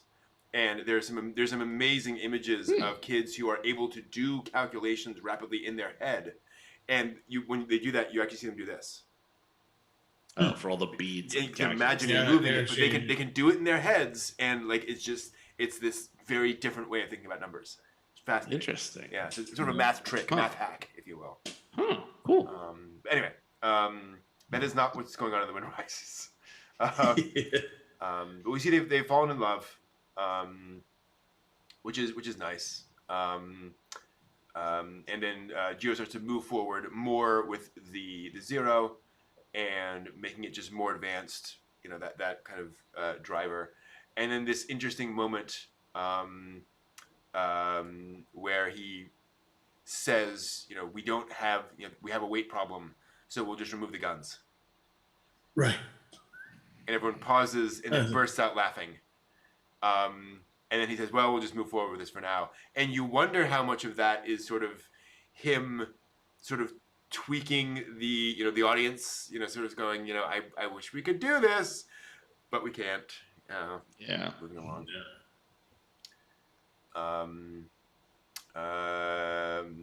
Yeah, and then again, we cut back to her convalescing again in that wonderful cold air. Make sure you get lots of cold air in your lungs when you have TB. It reduces the swelling. Right. Or whatever. Yeah. Granted, it's better than, you should stay shut up at home with no access to any circulation and ventilation at all. Yeah. Coughing up blood all the time. Right. Yeah, exactly. There you go. Try something. Then he sees her. They're reunited in a lovely little moment. And here's where we point out none of this is real. None of this is historical. This is all based on a famous Japanese novel about the doomed love between a man and a woman. Jiro's widow attended the premiere of The Wind Rises. Yeah. She made a miraculous 11th hour recovery from TB. No, she never had it. No. Damn it, you people. And again, Miyazaki, this is kind of how he figured out his end to the story of realizing, if I add a love story on top of it, then it's not just this story of, war. There's also kind of the relationship between him and the idea of loss and what he loses as a result of all this. Yeah, I was going to say, because, this is the movie that we go, okay, or not just this movie, but this is the part where he goes, okay, we'll put in some romance and make you cry. Yeah.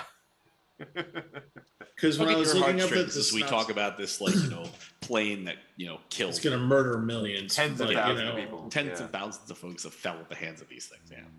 So, when I was looking at this movie, looking up the IMDb synopsis and stuff, it's just like the first thing that kept coming up on Google was top 10 saddest anime, and usually number 6 or 7, and the Wind always. And I'm like, what? Damn it, Brett! We just got done with Lane. That's the weird thing, though. This is a direct kind of sadness versus Lane, which is a lot more mental sadness. Well, that's the thing, is that there's definitely sadness to this whole thing, but it is so clearly established. Like, what's coming. You know this is going to happen. And they are both very accepting of that. They realize what's happening, and they're both just effectively fine with it. I actually don't find the movie that sad, weirdly. It's definitely a tragedy, but it doesn't have that gut punch that I get from Well, no, it's no grave. No. Well, yeah. But there was, it's, but, when you get that point, she has tuberculosis. This is where we're going. Thank you. Yeah, all right. Exactly. Okay, We have another. Okay. Yeah. But I mean, it adds, certainly you're right. It's the idea of it's not just war. Mm-hmm. So it's like I still think the way that they've done this, it would be a really interesting, the designer of the Zero story. Yeah. But it would, would people really go to it just for that? Right, yeah. You gave a little bit of the romance for some, you give a little bit of the war for others, and it's like... But the heroine looks a little like Kiki. I mean, come on. Draws people in. Exactly. It must also be pointed out that not long before Miyazaki decided to make The Wind Rises, Isao Takahata had announced he was going to make the Tale of Princess Kaguya. So there's speculation there may have been a little bit of, well, if Takahata is going to make something, I need to make something, and then now I'm competing with Takahata on this, lavish animation spectacle, with all of this emotional stuff going on. So who knows how much that was driving him as well. So yeah, the other interesting thing about this is that Miyazaki famously writes his stories more or less linearly, where he just starts storyboarding and then just starts working, and then they start animating, and then eventually he starts doing more storyboards when they need more storyboards, and just kind of builds and builds and builds and builds. So he doesn't plan everything out and say, okay, here's the ending. They can be halfway through production and he still doesn't know what the ending is going to be. Famously. So, which is great when you're working on a big budget animated film. So it The is also. animators, I swear to God, if I have to redo this thing, I'm gonna. Hey, it's just the perfect way to avoid spoilers. Right. You don't want loose lips sinking ships here. Exactly, So right. you just don't know where it's going to go. Yeah. So therefore, nobody can spoil anything. Yeah. Oh, good to know. This is actually the prequel to Nausicaa. So Exactly. Yeah. Well, there are connected Miyazaki movies. We know that much. But yeah, that's. This is happening on the other side of the planet in War in the Pocket Gundam. What? What are you talking about? And a Valkyrie flies in. Macron.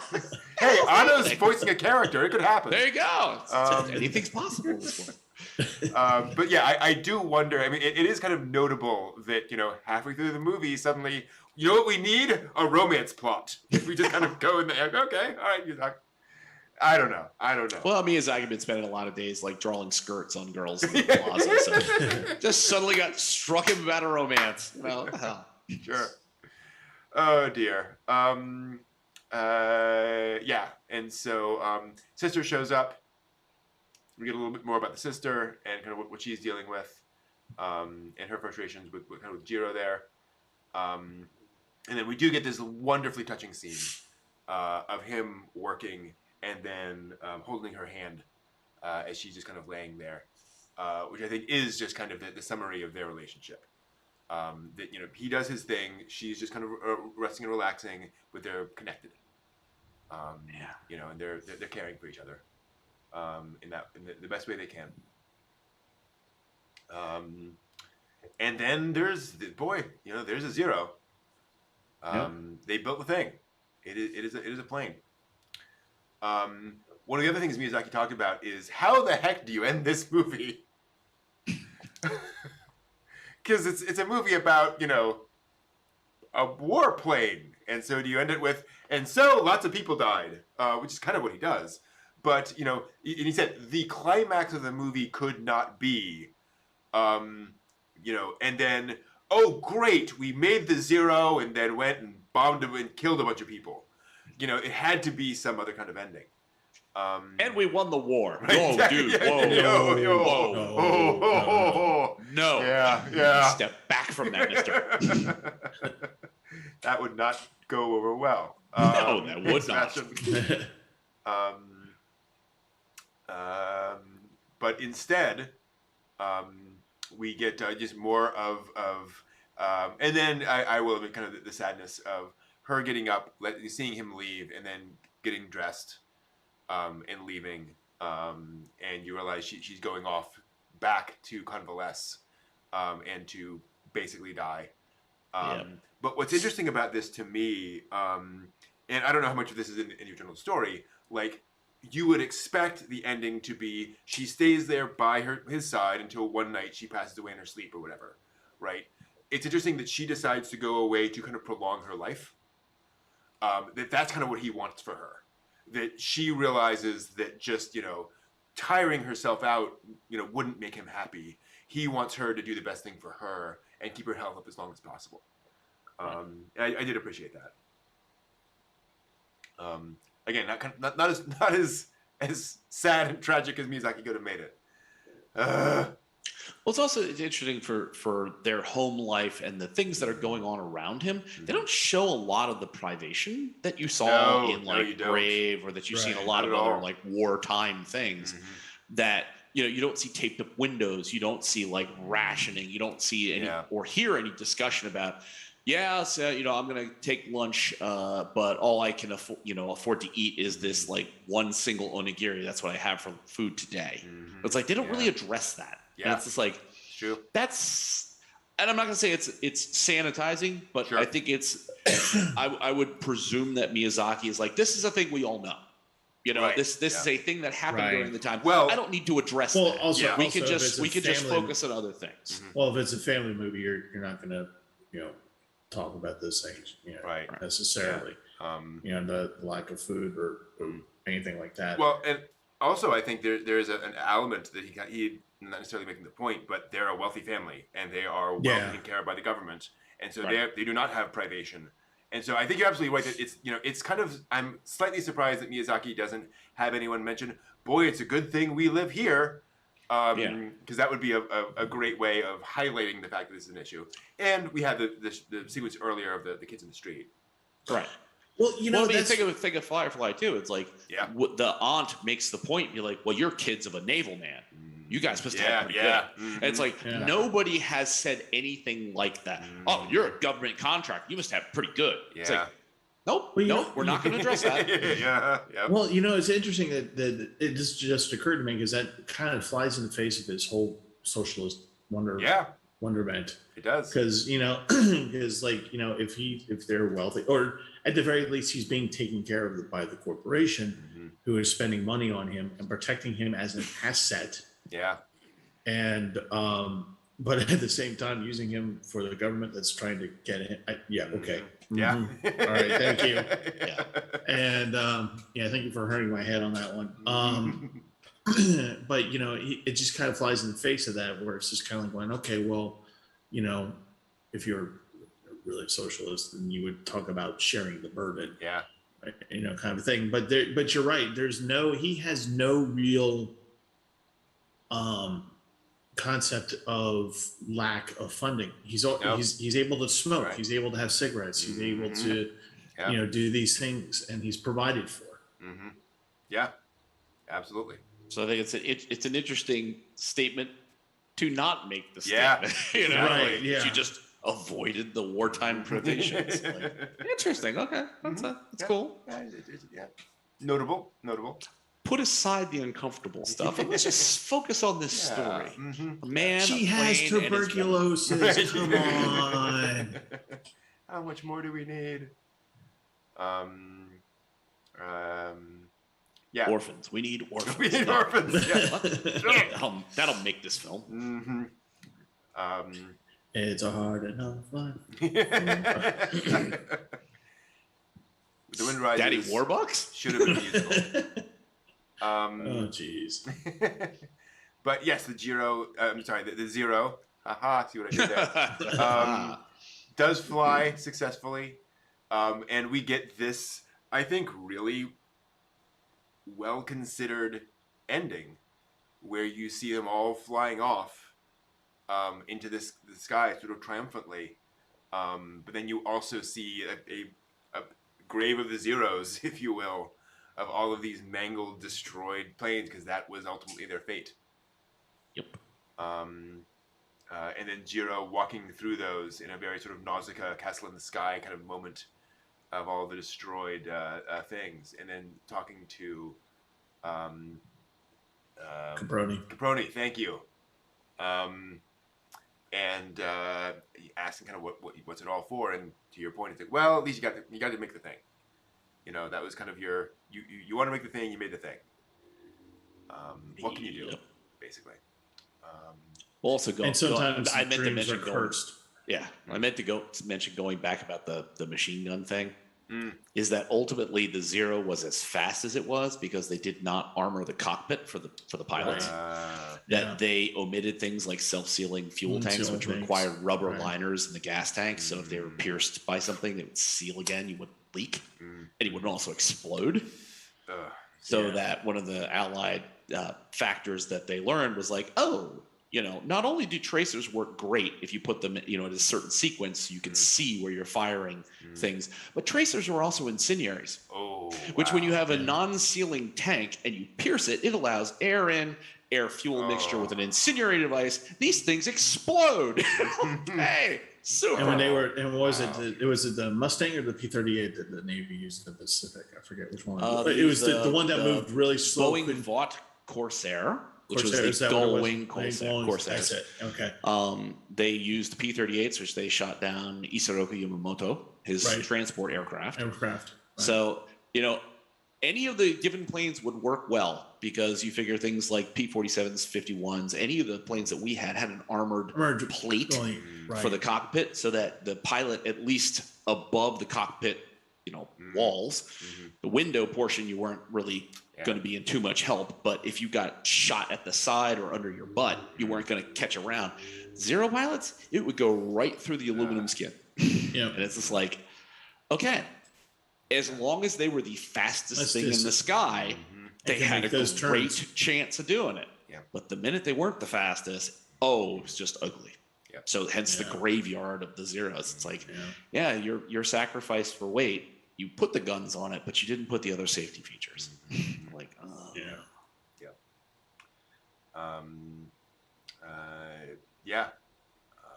and of course he sees his wife there. And that's the ending. It's just him walking You have off. to live. Mhm. Well, no, he's in a dream right now. So is he like shot or something? Is he starvation? What's going on here that he has to live? And then Caproni goes, "Come on with me. Let's drink some wine." Mm-hmm. Yeah. Yeah. I wish my bad weeks would end like that. With an Italian offering you wine in a fantasy scape? Wow, Steve. Sounds like that might make for an interesting move. Wait a minute. Let's move your hair. Hey.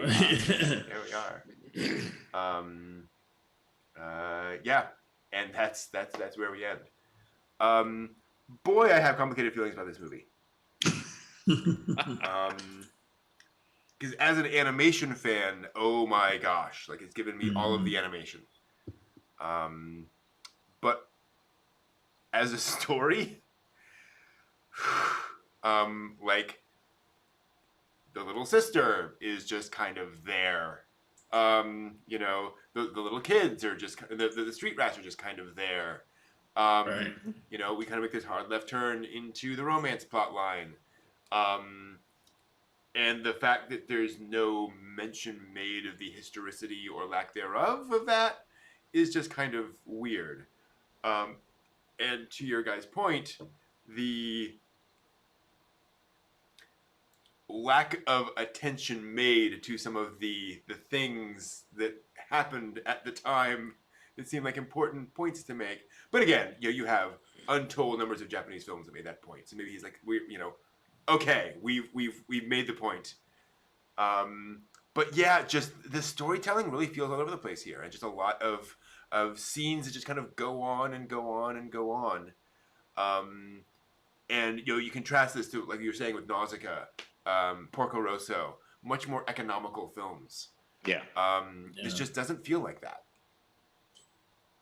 I think that honestly, it feels like after I watched it, I was like, wow, he struggled with this. Like he didn't know how to bridge the beginning, the middle, and the end. I mean, they were 3 separate movies. Yeah.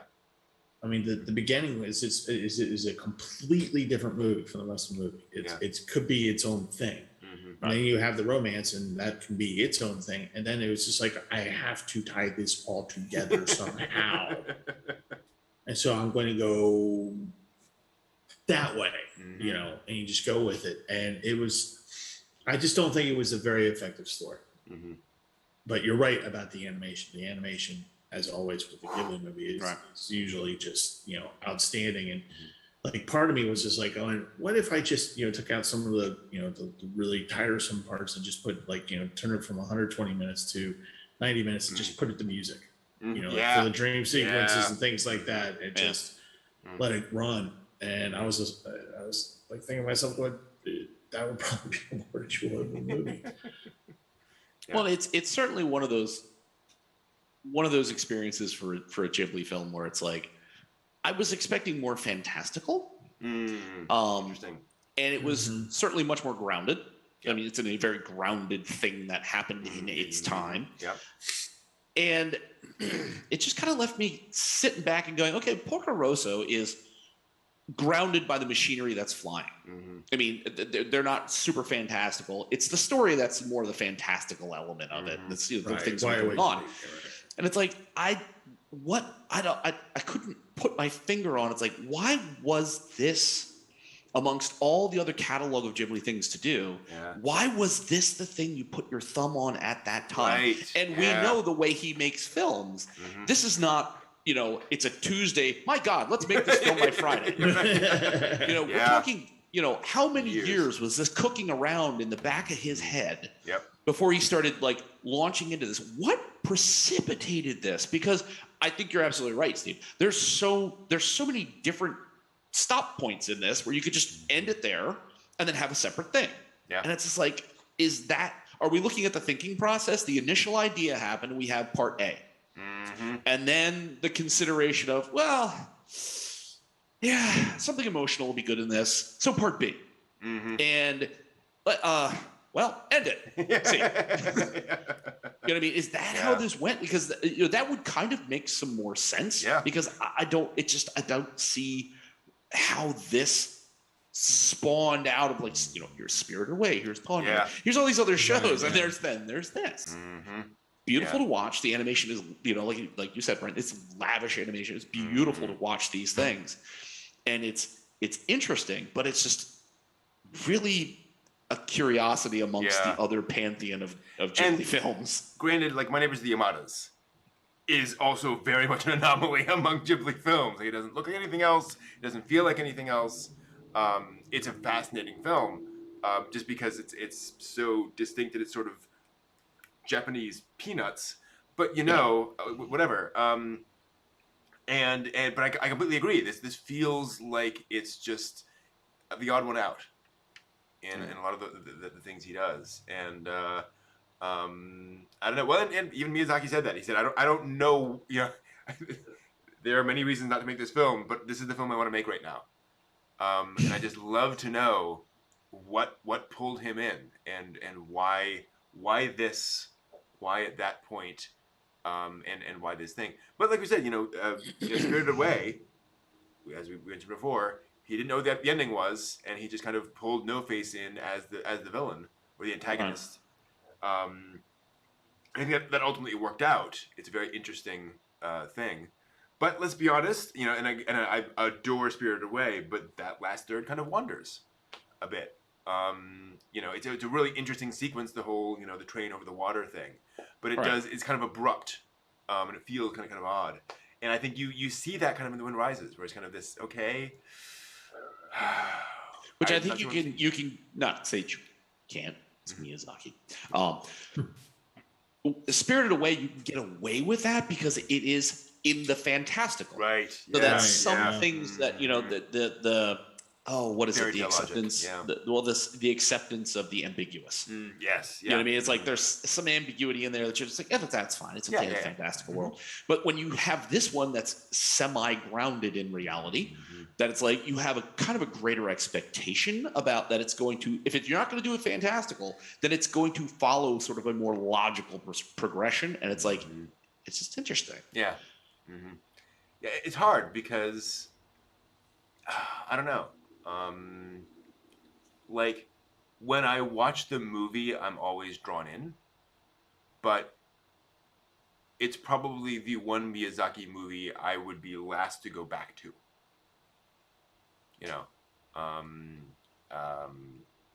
Which is just a shame. And it's weird because I think Miyazaki's obviously a genius. He does all sorts of amazing things, but this one just. Yeah, maybe he was right. I mean, maybe it was just an idea in his head he needed to get out, and he thought, "Well, I'll just make a manga out of it. Yeah, and it'll be done. It'll be done." Yeah. It's the idea. Maybe that was the problem. It just never left his head, and this was the only way he could get it out. Right.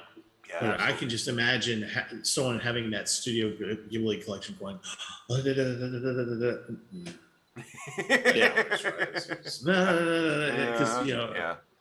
And we should give creatives the opportunity to make things that are weird and not in their normal thing. And okay, fine, that was what you had to make that time. That happens. Well, here's a question: when did Nadia Blue Water come out?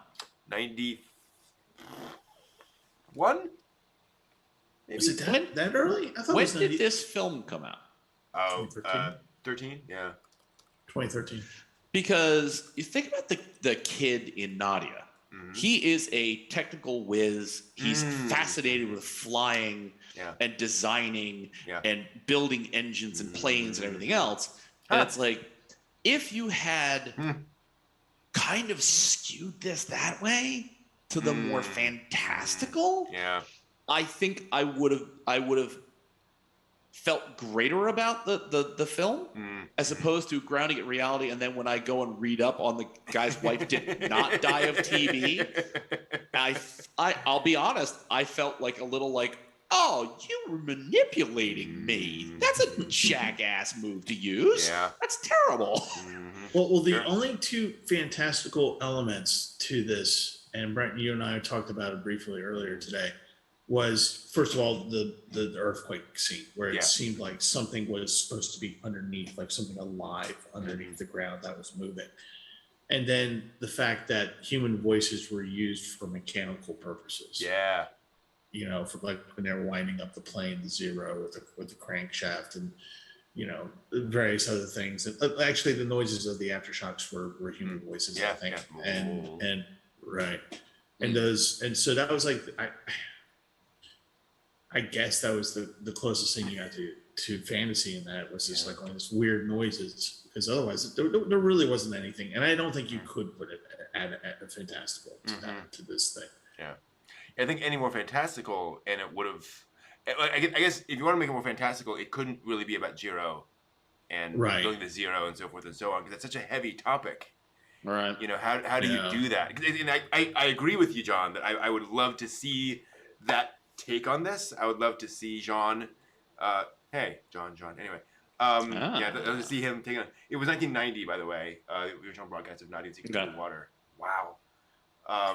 But I mean, you in that, like, talking about, you know, the things that are going on in Japan at the time that Miyazaki sort of skates over because it was well known. You know, you need to address certain things because that was kind of understood. There's parts of the Great Kanto quake that have been covered that presumably we don't know about, that maybe this is, there's a lot of visual shortcuts to it.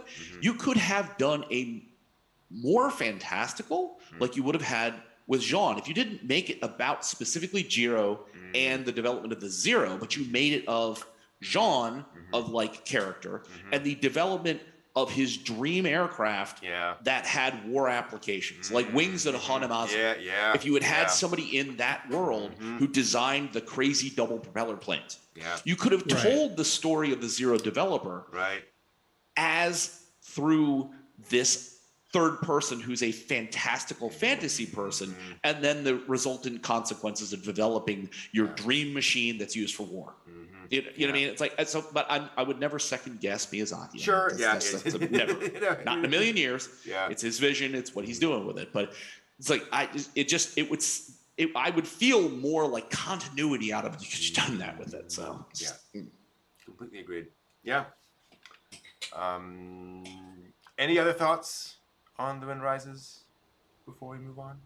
I loved the Earthquake series. That was just really a neat. This is, I mean, piece. As far as I know, I don't know of any other representation in like visual media of the Great Kanto Earthquake.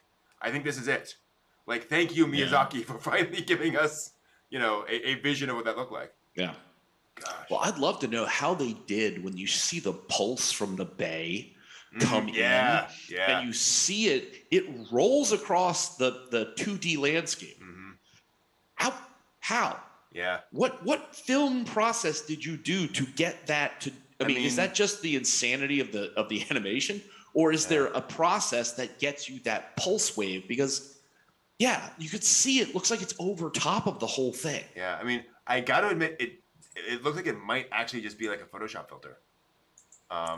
It looks like it's just kind of slightly more gray, overlaid, and then just, you know, going whiter. Huh. But it's a neat effect because you know you don't have, from that distance, you're not going to see the ground pitch yet. Yep. You know, but that pulse is just really visually attractive to, you know, you're looking at this like, wow, how the hell that happened? How'd they do that? Yeah, what's happening? Yeah. Very interesting. Like, so that was, I think, a brilliant representation of the Great Kanto quake. So. Agreed. Cool. Well, I think that will do it for us then. Thank you so much. We will be back momentarily with some more stuff.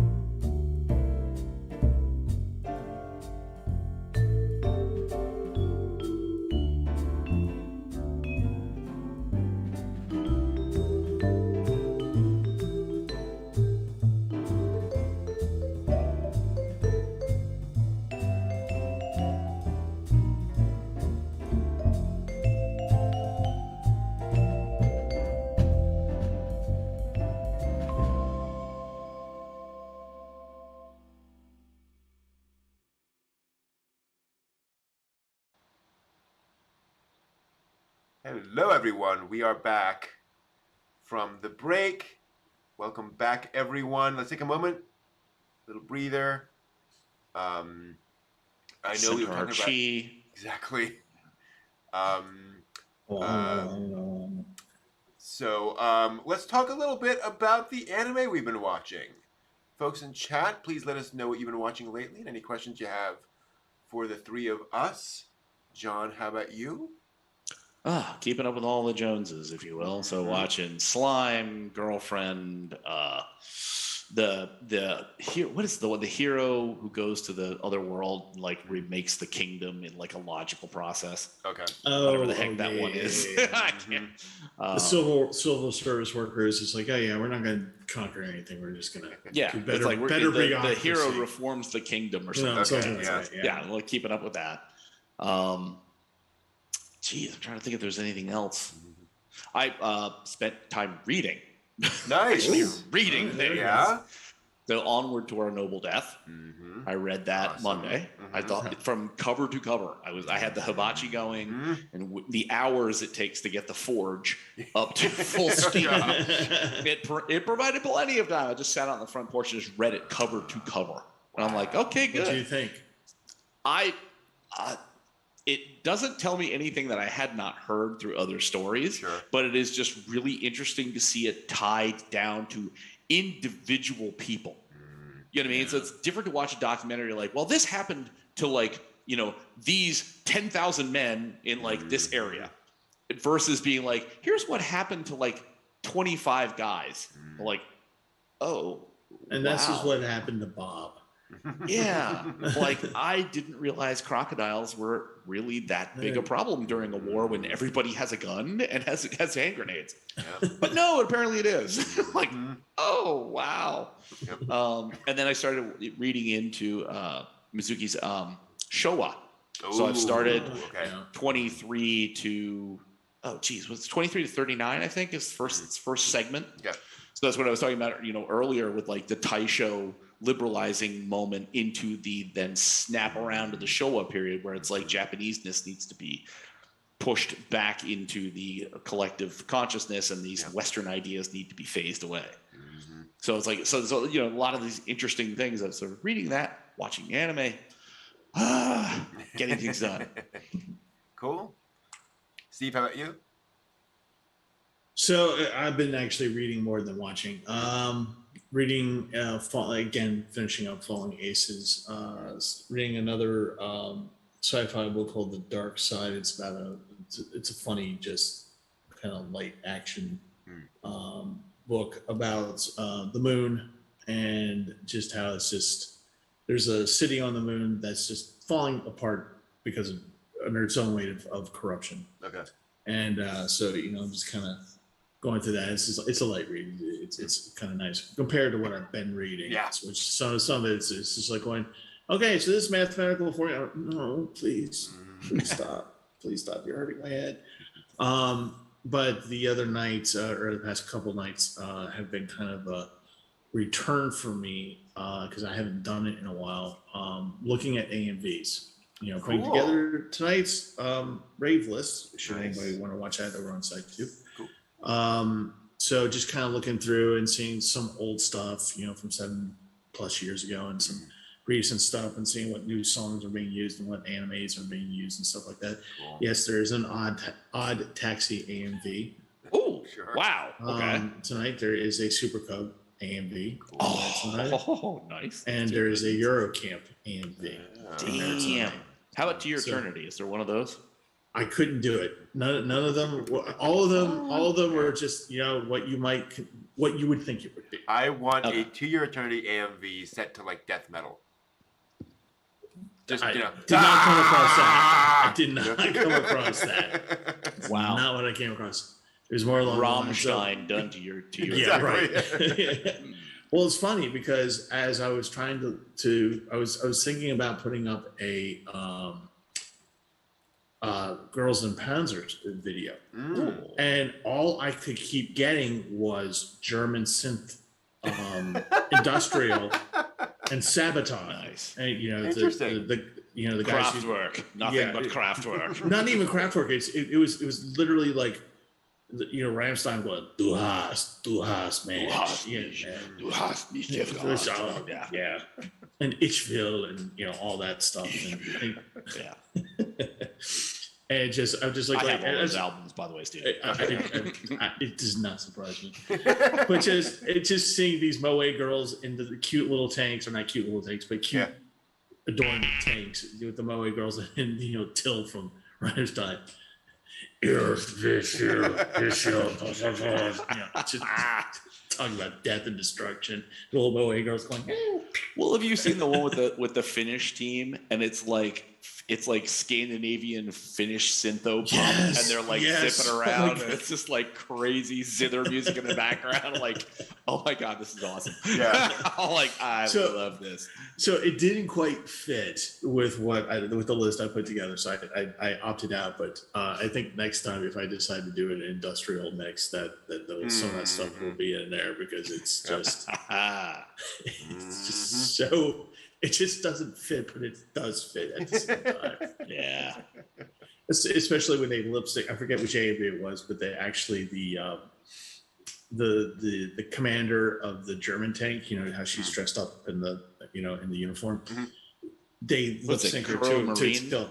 Yeah, I think it's Curl Marine School. Yeah. Mm-hmm. Till's voice is linked up to her. Like, so as she's like giving orders, Till's voice. Yep. Du hast. And you this little Moe go, du hast. It's just like, God. Nice. Perfect. Cool. Well, brace yourselves. Yet again, I'm 11 episodes away from the end of Anne of Green Gables. So eventually, I will finish it, and I'll stop talking about it. I'm actually not going to say much about it, because I don't want to spoil anything that happens, later on in the story. But it continues to just impress me episode by episode, with how it develops and deals with its characters, and also just kind of the society they live in, and just that moment in history. So very impressed. I also watched the first few episodes of Hermit Village, the first late night TV anime. Oh, that's right. We talked about last week. Okay. Finally tracked that down. Raw only, no subs, no dub. And boy, now I know why. It is very much a late night TV anime. The opening shot is panning across this remote bamboo covered mountain area, pans across to a woman sitting next to a lake, who immediately disrobes and jumps into the lake. Yeah, it's like, all right, that's where we are. I know exactly what's going on. Beautiful fan service. Yeah. It's interesting because it is, it's not even really anime. It's more like Hanna-Barbera style limited animation. Right. A character will be walking along, and the torso, nothing will move except the legs, which is just kind of doing this as he's walking along. That thing. Welcome, Fred Flintstone. Yeah, exactly. Yeah. But it also has this very playful side to it. One of the episodes starts with like shots of basically like go-go girls dancing, but it's just their outlines in polka dots. So it's just like the outlines of girls, but then they just do all these dots in it instead of like lines and so forth, with like this sort of go-go music playing over it. So it's kind of experimental animation, which is kind of neat and fun. It also gets very, very naughty. It's after 10. Oh dear. And I can say all this without saying anything untoward. A man and a woman meet. They say something, I don't know, but it's clearly some kind of challenge to each other. She then turns into a guitar. He then places the guitar in his lap and strums it quite a bit. Oh dear. Until you hear her exclaim. He then takes the guitar and turns it over, and water comes out of the hole in the guitar. She then turns back into a woman. He then turns into a saxophone. Yeah. Oh. Yeah. And then, she plays him, and then he turns back into a man. So it's that kind of stuff. It's like, wow. He plays her, she plays right? him. Exactly. A time was had. Yeah. Lovely music was made. Exactly. And it's amazing because it's like they managed to completely circumvent the censors. Like there's nothing visually that you would complain about, but you know exactly what happened. Wow. That must have been a hell of a storyboard. Well, this is what we're gonna do. Oh well, we can't do that.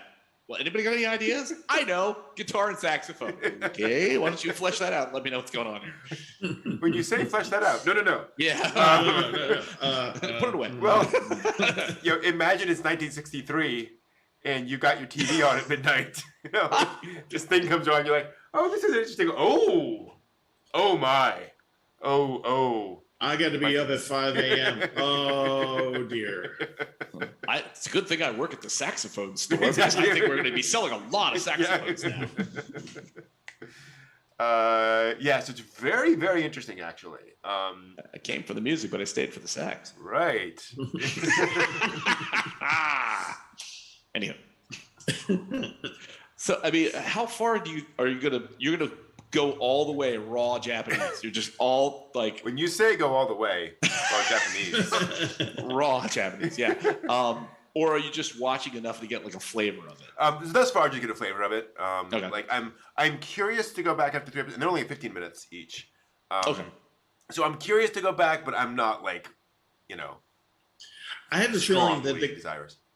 I have the feeling that based on your description that the context is not exactly hard Exactly. Yeah. Yes. to figure out. When you know. say not exactly hard. No.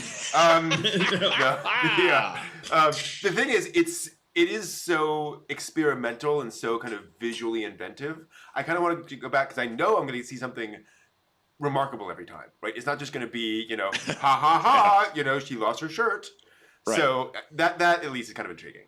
But Okay, so not having it translated it's not makes Benny no Hill. difference. That's exactly. I mean, Okay. it certainly does. I mean, there's a lot of dialogue sequences where they're talking back and forth, and I have no idea what's going on, and then they say something, and ho ho ho, and then they cut to something else. All right. But just in terms of the animation is kind of intriguing. The theory of field dynamics says that. What? Right. I know. Huh? Nani? This is the secret to the meaning of life is. Oh damn it! I can't understand it. It's in Japanese. Damn it. In Hermit Village. Yeah. Village. It might. You never Hey, know. you never know. So yeah, just an unusual, remarkable thing. Okay. Tell you what, let's do. We're just gonna do something different tonight. Uh-oh. Normally we do the news by doing the whole intro, and then I scramble to get everything in place. We don't have the normal news tonight, so let's just talk about the news. Welcome. What? No hat. No, well, all right.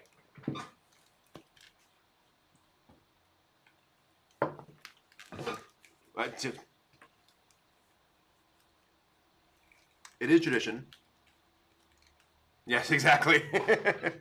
Can't have that lower third without this hat, or vice versa. Welcome to the latest anime news for the week ending September 11th, 2021. We're doing things differently this time around. I've just got some news articles up here. We're just going to talk through them and see what we have to say. Mamoru Hosoda's Bell has now made more than any other Mamoru Hosoda film. Earned a total of about $53 million as of Friday, U.S. That's 57 days after it opened in Japan. Now made more than The Boy and the Beast. So it is his highest grossing film ever, at topping the box office for 3 consecutive weekends. Good for him. Yeah, absolutely. Here's hoping that Bell kind of works out, and certainly the critical response has been positive. So here's hoping. High Dive is leaving Verve, which means nothing to most people outside of the anime industry and the anime fandom. So as of September 30th, they will no longer be part of Verve. Subscription to High Dive done via Verve will not be renewed. We'll get an email inviting you to sign up for High Dive if that is expiring for you. Verve is a Crunchyroll brand, so it's now part of Sony and the whole Funimation group. And High Dive is mostly a Sentai Filmworks product.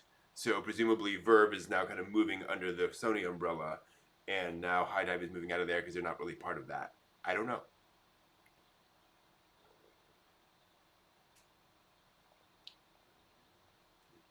No. I think, yeah. Yeah, they're just divorcing, so to speak. Yeah, I know.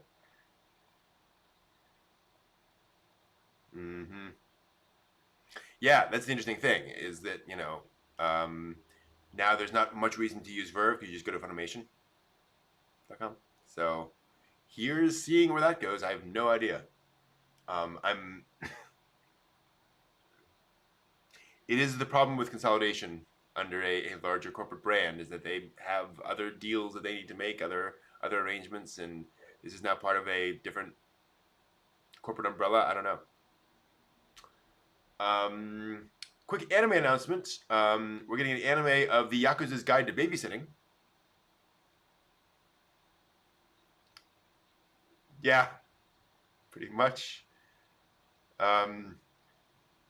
The story is described as Kirishima Toru is as vicious a Yakuza as they come, to the point where he's earned the nickname the Demon of Sakuragi. To get him under control, he's given a new mission straight from the boss to babysit his daughter. I'm looking forward to it. It shows a policeman, a Yakuza, and two cute little, first grader girls. So this should be fun. As you say, looking forward to that. Some rather sad news. Gact, the musician and actor, is going on indefinite hiatus because of a life-threatening condition. He has an early onset neurological disease that results in a voice disorder. He says he's been feeling unwell since August 6th. Has been ill and losing weight for several weeks. He's currently stable, but they need to move fast on this, apparently. So here's hoping. He's contributed theme songs for the North Star, Final Fantasy, and Mobile Suit Gundam, particularly Zeta Gundam, the Zeta Gundam movies. He also appeared in Sket Dance, playing a character modeled after himself. So forth and so on, and also a giant Gundam nerd. So here's hoping, Gact. Hope you recover quickly. Very fun. TV Tokyo announced a reorganization starting in October. And part of that, they're launching a new anime programming block Mondays through Thursdays at midnight called Anime Zone.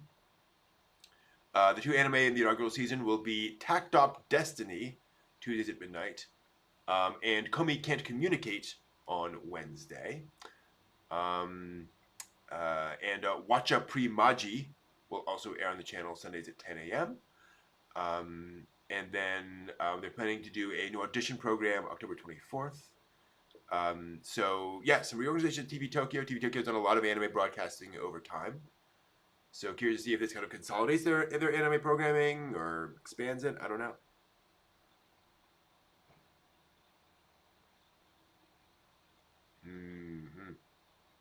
There we go. Komi Can't Communicate.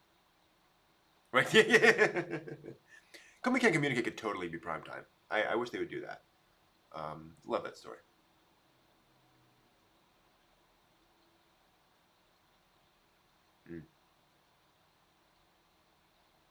Right. Yeah. Except, oh, 1 second. Sorry. We are. Wow, that's weird. We're not live. What?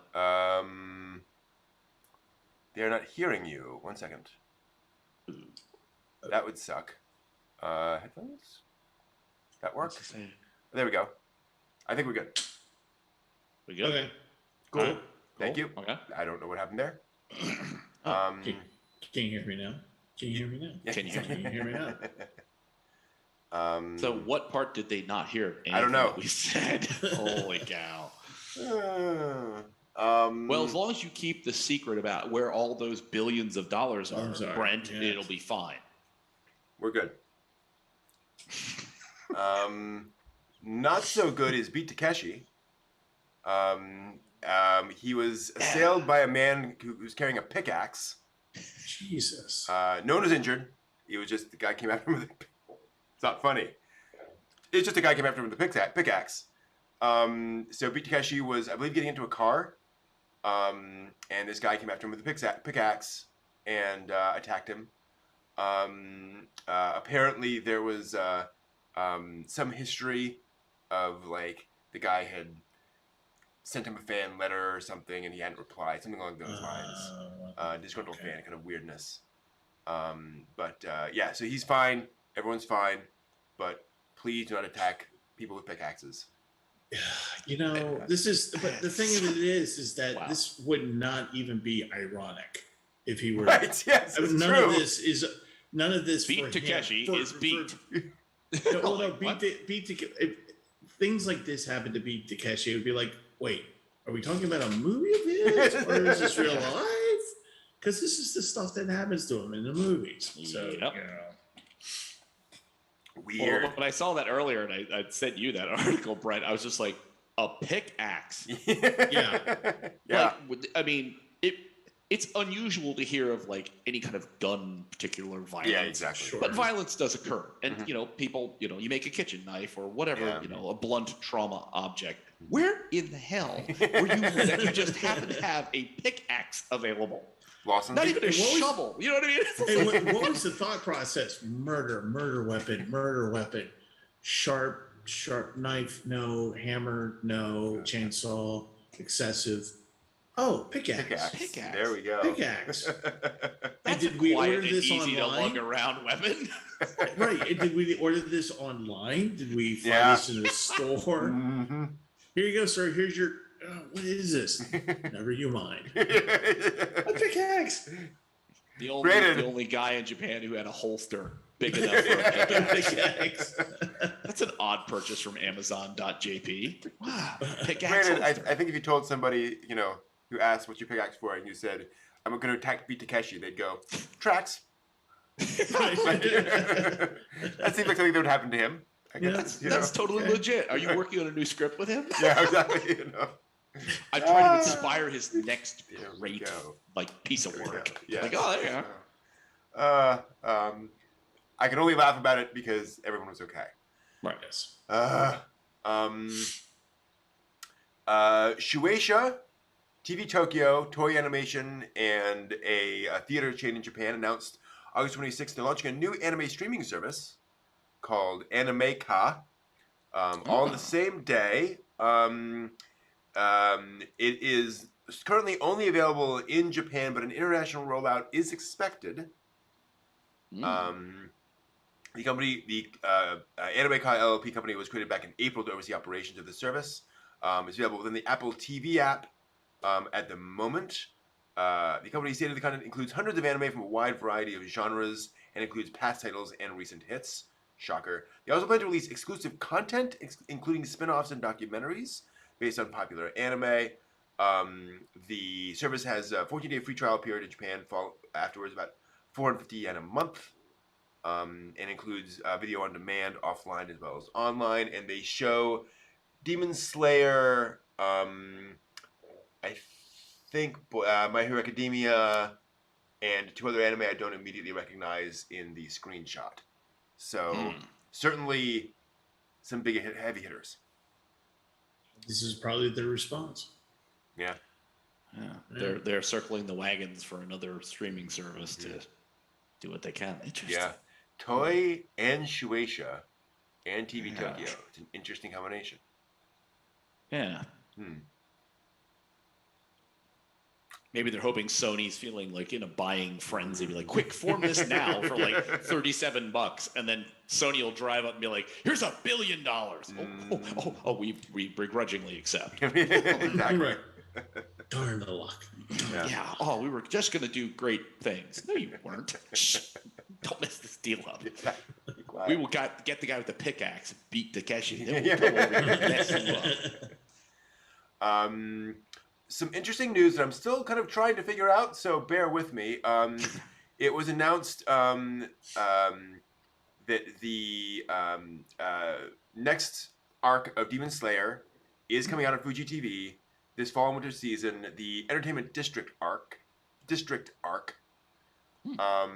and it'll be streamed on Funimation when it premieres. Fuji TV will also air 5 special compilations of the first season with new footage on 5 separate nights, which will lead up to the TV broadcast premiere of Mugen Train, September 25th. Wow.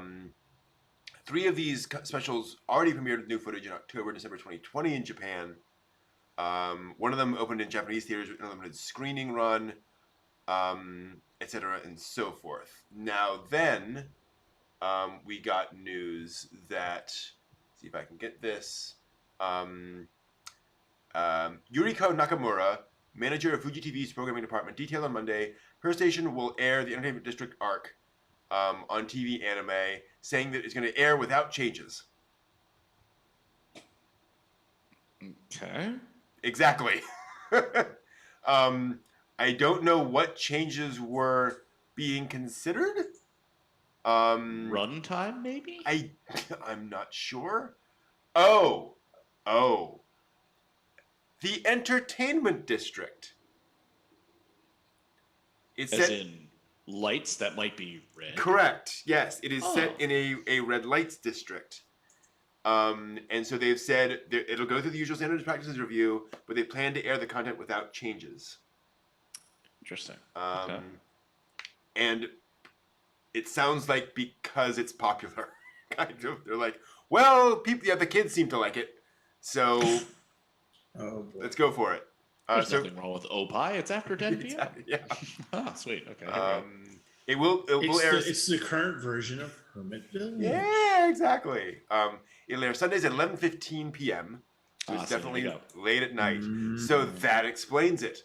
Wow. A shonen anime airing late night. That's actually really interesting. That they're just kind of going to have to do that to make that air.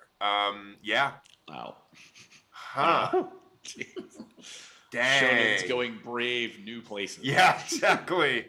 I wonder how they're going to do that. And again, I've not seen any of this arc. I don't know how much it gets into that subject. That's really interesting. Mom, I'm gonna go see Mugen Train tonight. Yeah, all right. Yes, that's fine, honey. I heard that the movie was great. What was it? Yeah, I'm gonna be watching this tonight. Just don't. Whatever you hear, don't come in my room. Just don't come in my room. What? Knock on the door first.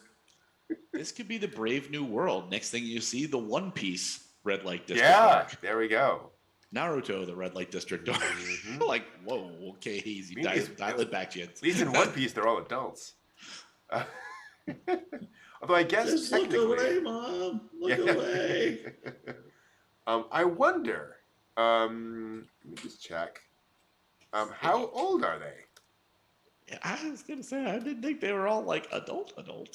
Like, Let's just see here. Tanjiro is okay, so he's 15, 16, 17 as the story goes on. So he's an adult. oh, okay. By the standards of that culture at the time, he is technically an adult. Okay. We could argue otherwise, but okay. He's 13 when the stuff happens, but then it fast forwards 15. Okay. And then Blonde Boy and Boarhead Boy. Inosuke is Boarhead, and I don't remember Blonde Kid. 15 and 16. Yeah, so they're all technically adult. So just And Inosuke is topless almost all the time. Yes, exactly. So they have precedent. Exactly. Wow, interesting. Yeah, I'll be curious to hear what people have to say about that when it happens. And I wonder, and again, I haven't read any of it. I wonder if this also is one of those things where folks are like, it's set in the red light district. Oh, we must censor. We must make sure it's perfectly fine. They're like, no, that's just where it is. Like, there's nothing happens. I don't know. Well, how to pick up girls in a dungeon did a whole thing with Ishtar, the goddess of that quarter, the entertainment quarter. Okay. And they, Belle Crandall goes all through there, meets a fox girl, picks up like some of the other people. So they're in that district. Nothing at all salacious occurs. It's just a place. Yeah. I have a feeling that it's not going to be just a place, but the people on Pivix or whatever. Yeah, they're going to be like, hey, we're going to rule 34 million. Oh, no, shit. Damn it. The mangaka got there before us. Dang it. you bastards cut us out of the loop. Oh, boy. So that's the thing. That's all the news that I could find this week. That's it for the news this week. Thanks for watching. Okay. Slow news week this second week of September. Yeah. Second week. Yeah. Technically. It's all been one big day to me. I hear you. Boy, do I hear you. Okay. Let's do some history. Woohoo! Talk about some history. Big history for the U.S. in anime. Or big week for yeah, exactly. Welcome to This Week in Anime History, where I talk about things that happened this week in anime history, starting with September 7th, 1963, when the Astro Boy anime premiered in America, the United States of America, on ABC in the U.S. And for those counting, that's right, Astro Boy had premiered back in January of 1963. That's a pretty quick turnaround time, if you ask me. And so they got it out within a year over here on ABC. After going back over to Tezuka to talk to him about kind of the production process. Actually, I don't know if it was after. I may be misspeaking there, but I know at some point during production they actually talked to Tezuka about the actual animation process, what he was bringing over. So there was some cross-cultural back and forth with the anime version. And thank goodness they did, because after it was brought over to ABC and they went to send the film masters back to Japan, by that point Tezuka's company had gone bankrupt and would not accept the film. So it got sent back to ABC, where it got burned. Which angers me. But it was a standard practice at the time. But the funny thing was, a lot of the original Astro Boy, Japanese Astro Boy, has since become lost media. So for several episodes of Astro Boy, the only version that exists is the ABC English dub. So if you watch original Astro Boy in Japan on television, you'll occasionally see it in English with Japanese subtitles, which is a weird, weird twist.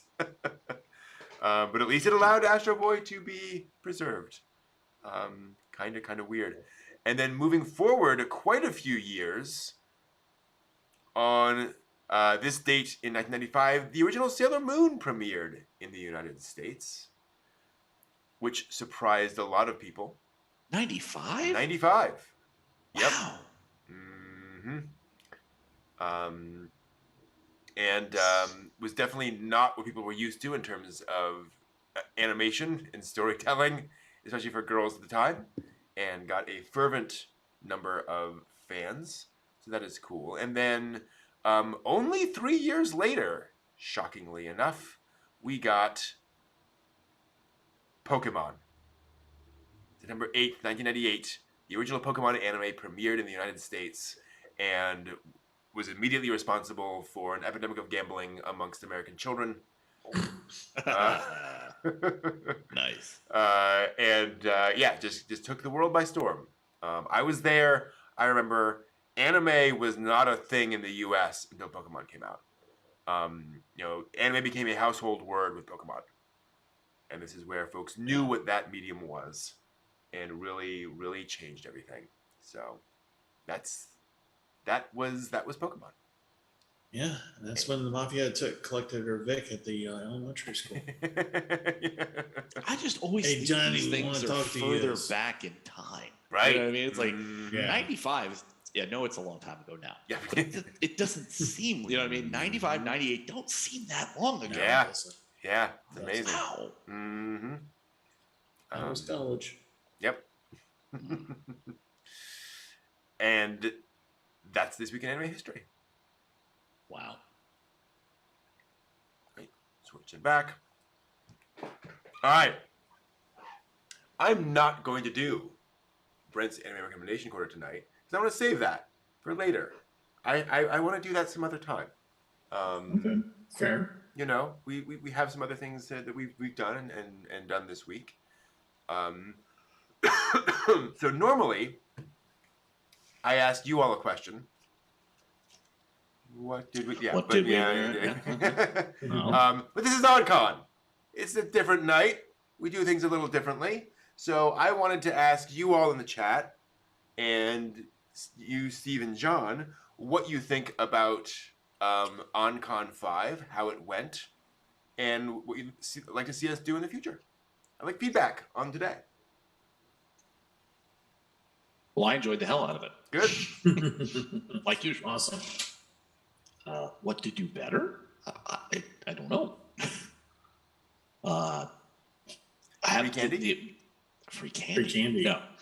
More baked goods. Yeah. Yeah. The 10-year plan to have OnCon be the largest East Coast con by physical and online attendance. Mm-hmm. Okay. Other than that. So by 2031, Anime Archaeology Land is currently under construction. Bulldoze Washington D.C. and build Anime Archaeology Land. Yay! If it worked in a Otaku no video, it can work here. Well, about that. I thought that actually the auction went off pretty well. Yeah. The way we did this time. There's always going to be that little bit of lag, but I think we were able to deal with that pretty well, considering the way that was presented and the way that we used Discord and be able to do all that stuff.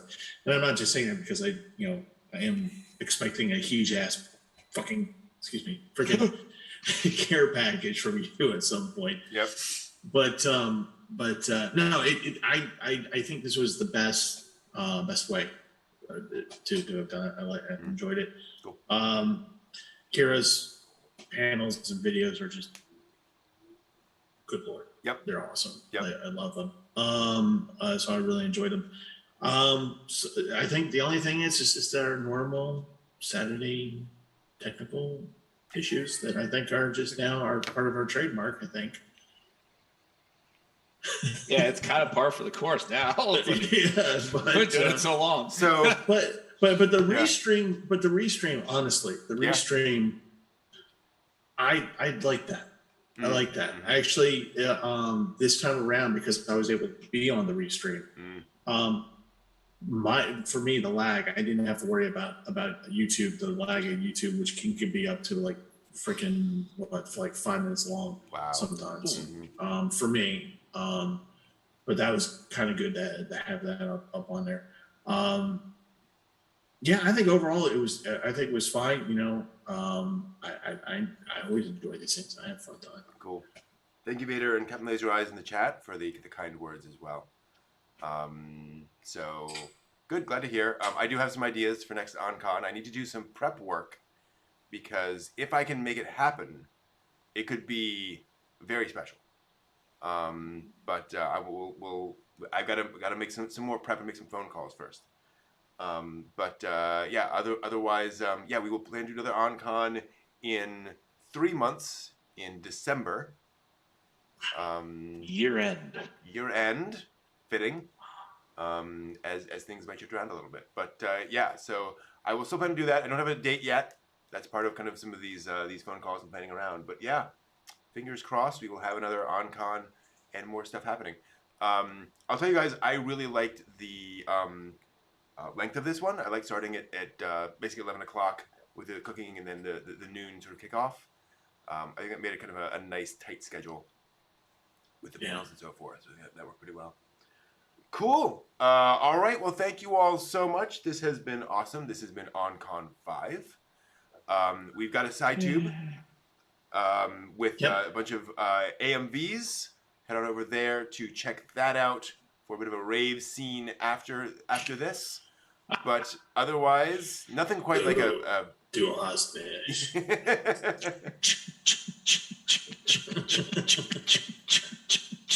I don't have any wand things with glowy stuff that I could do that with. So yeah, actually, for the folks in chat land, if you do watch the side too, and you do have glow sticks and you're watching us, please send a selfie to Discord. Yes, we would love to see that. We need to see this. Let's be honest. Pandemic rave where you're alone in your own room with your Cool. Thank you all so much as always. This is awesome. Again, OnCon will be back if I have anything to do with it, and which I do. So thank you, and have a great week. We will not be here next week. We're going to be taking sort of a week off, but we'll be back in 2 weeks to dive into, funnily enough, Anne of Green Gables. We'll be talking about Anne of Green Gables in 2 weeks. So as our weekly dig. Thank you all so much. Have a great one. We will see you all in 2 weeks. Thank you. Johnny. Arigatou gozaimasu. Oyasumi nasai. Rojas bibliotecas.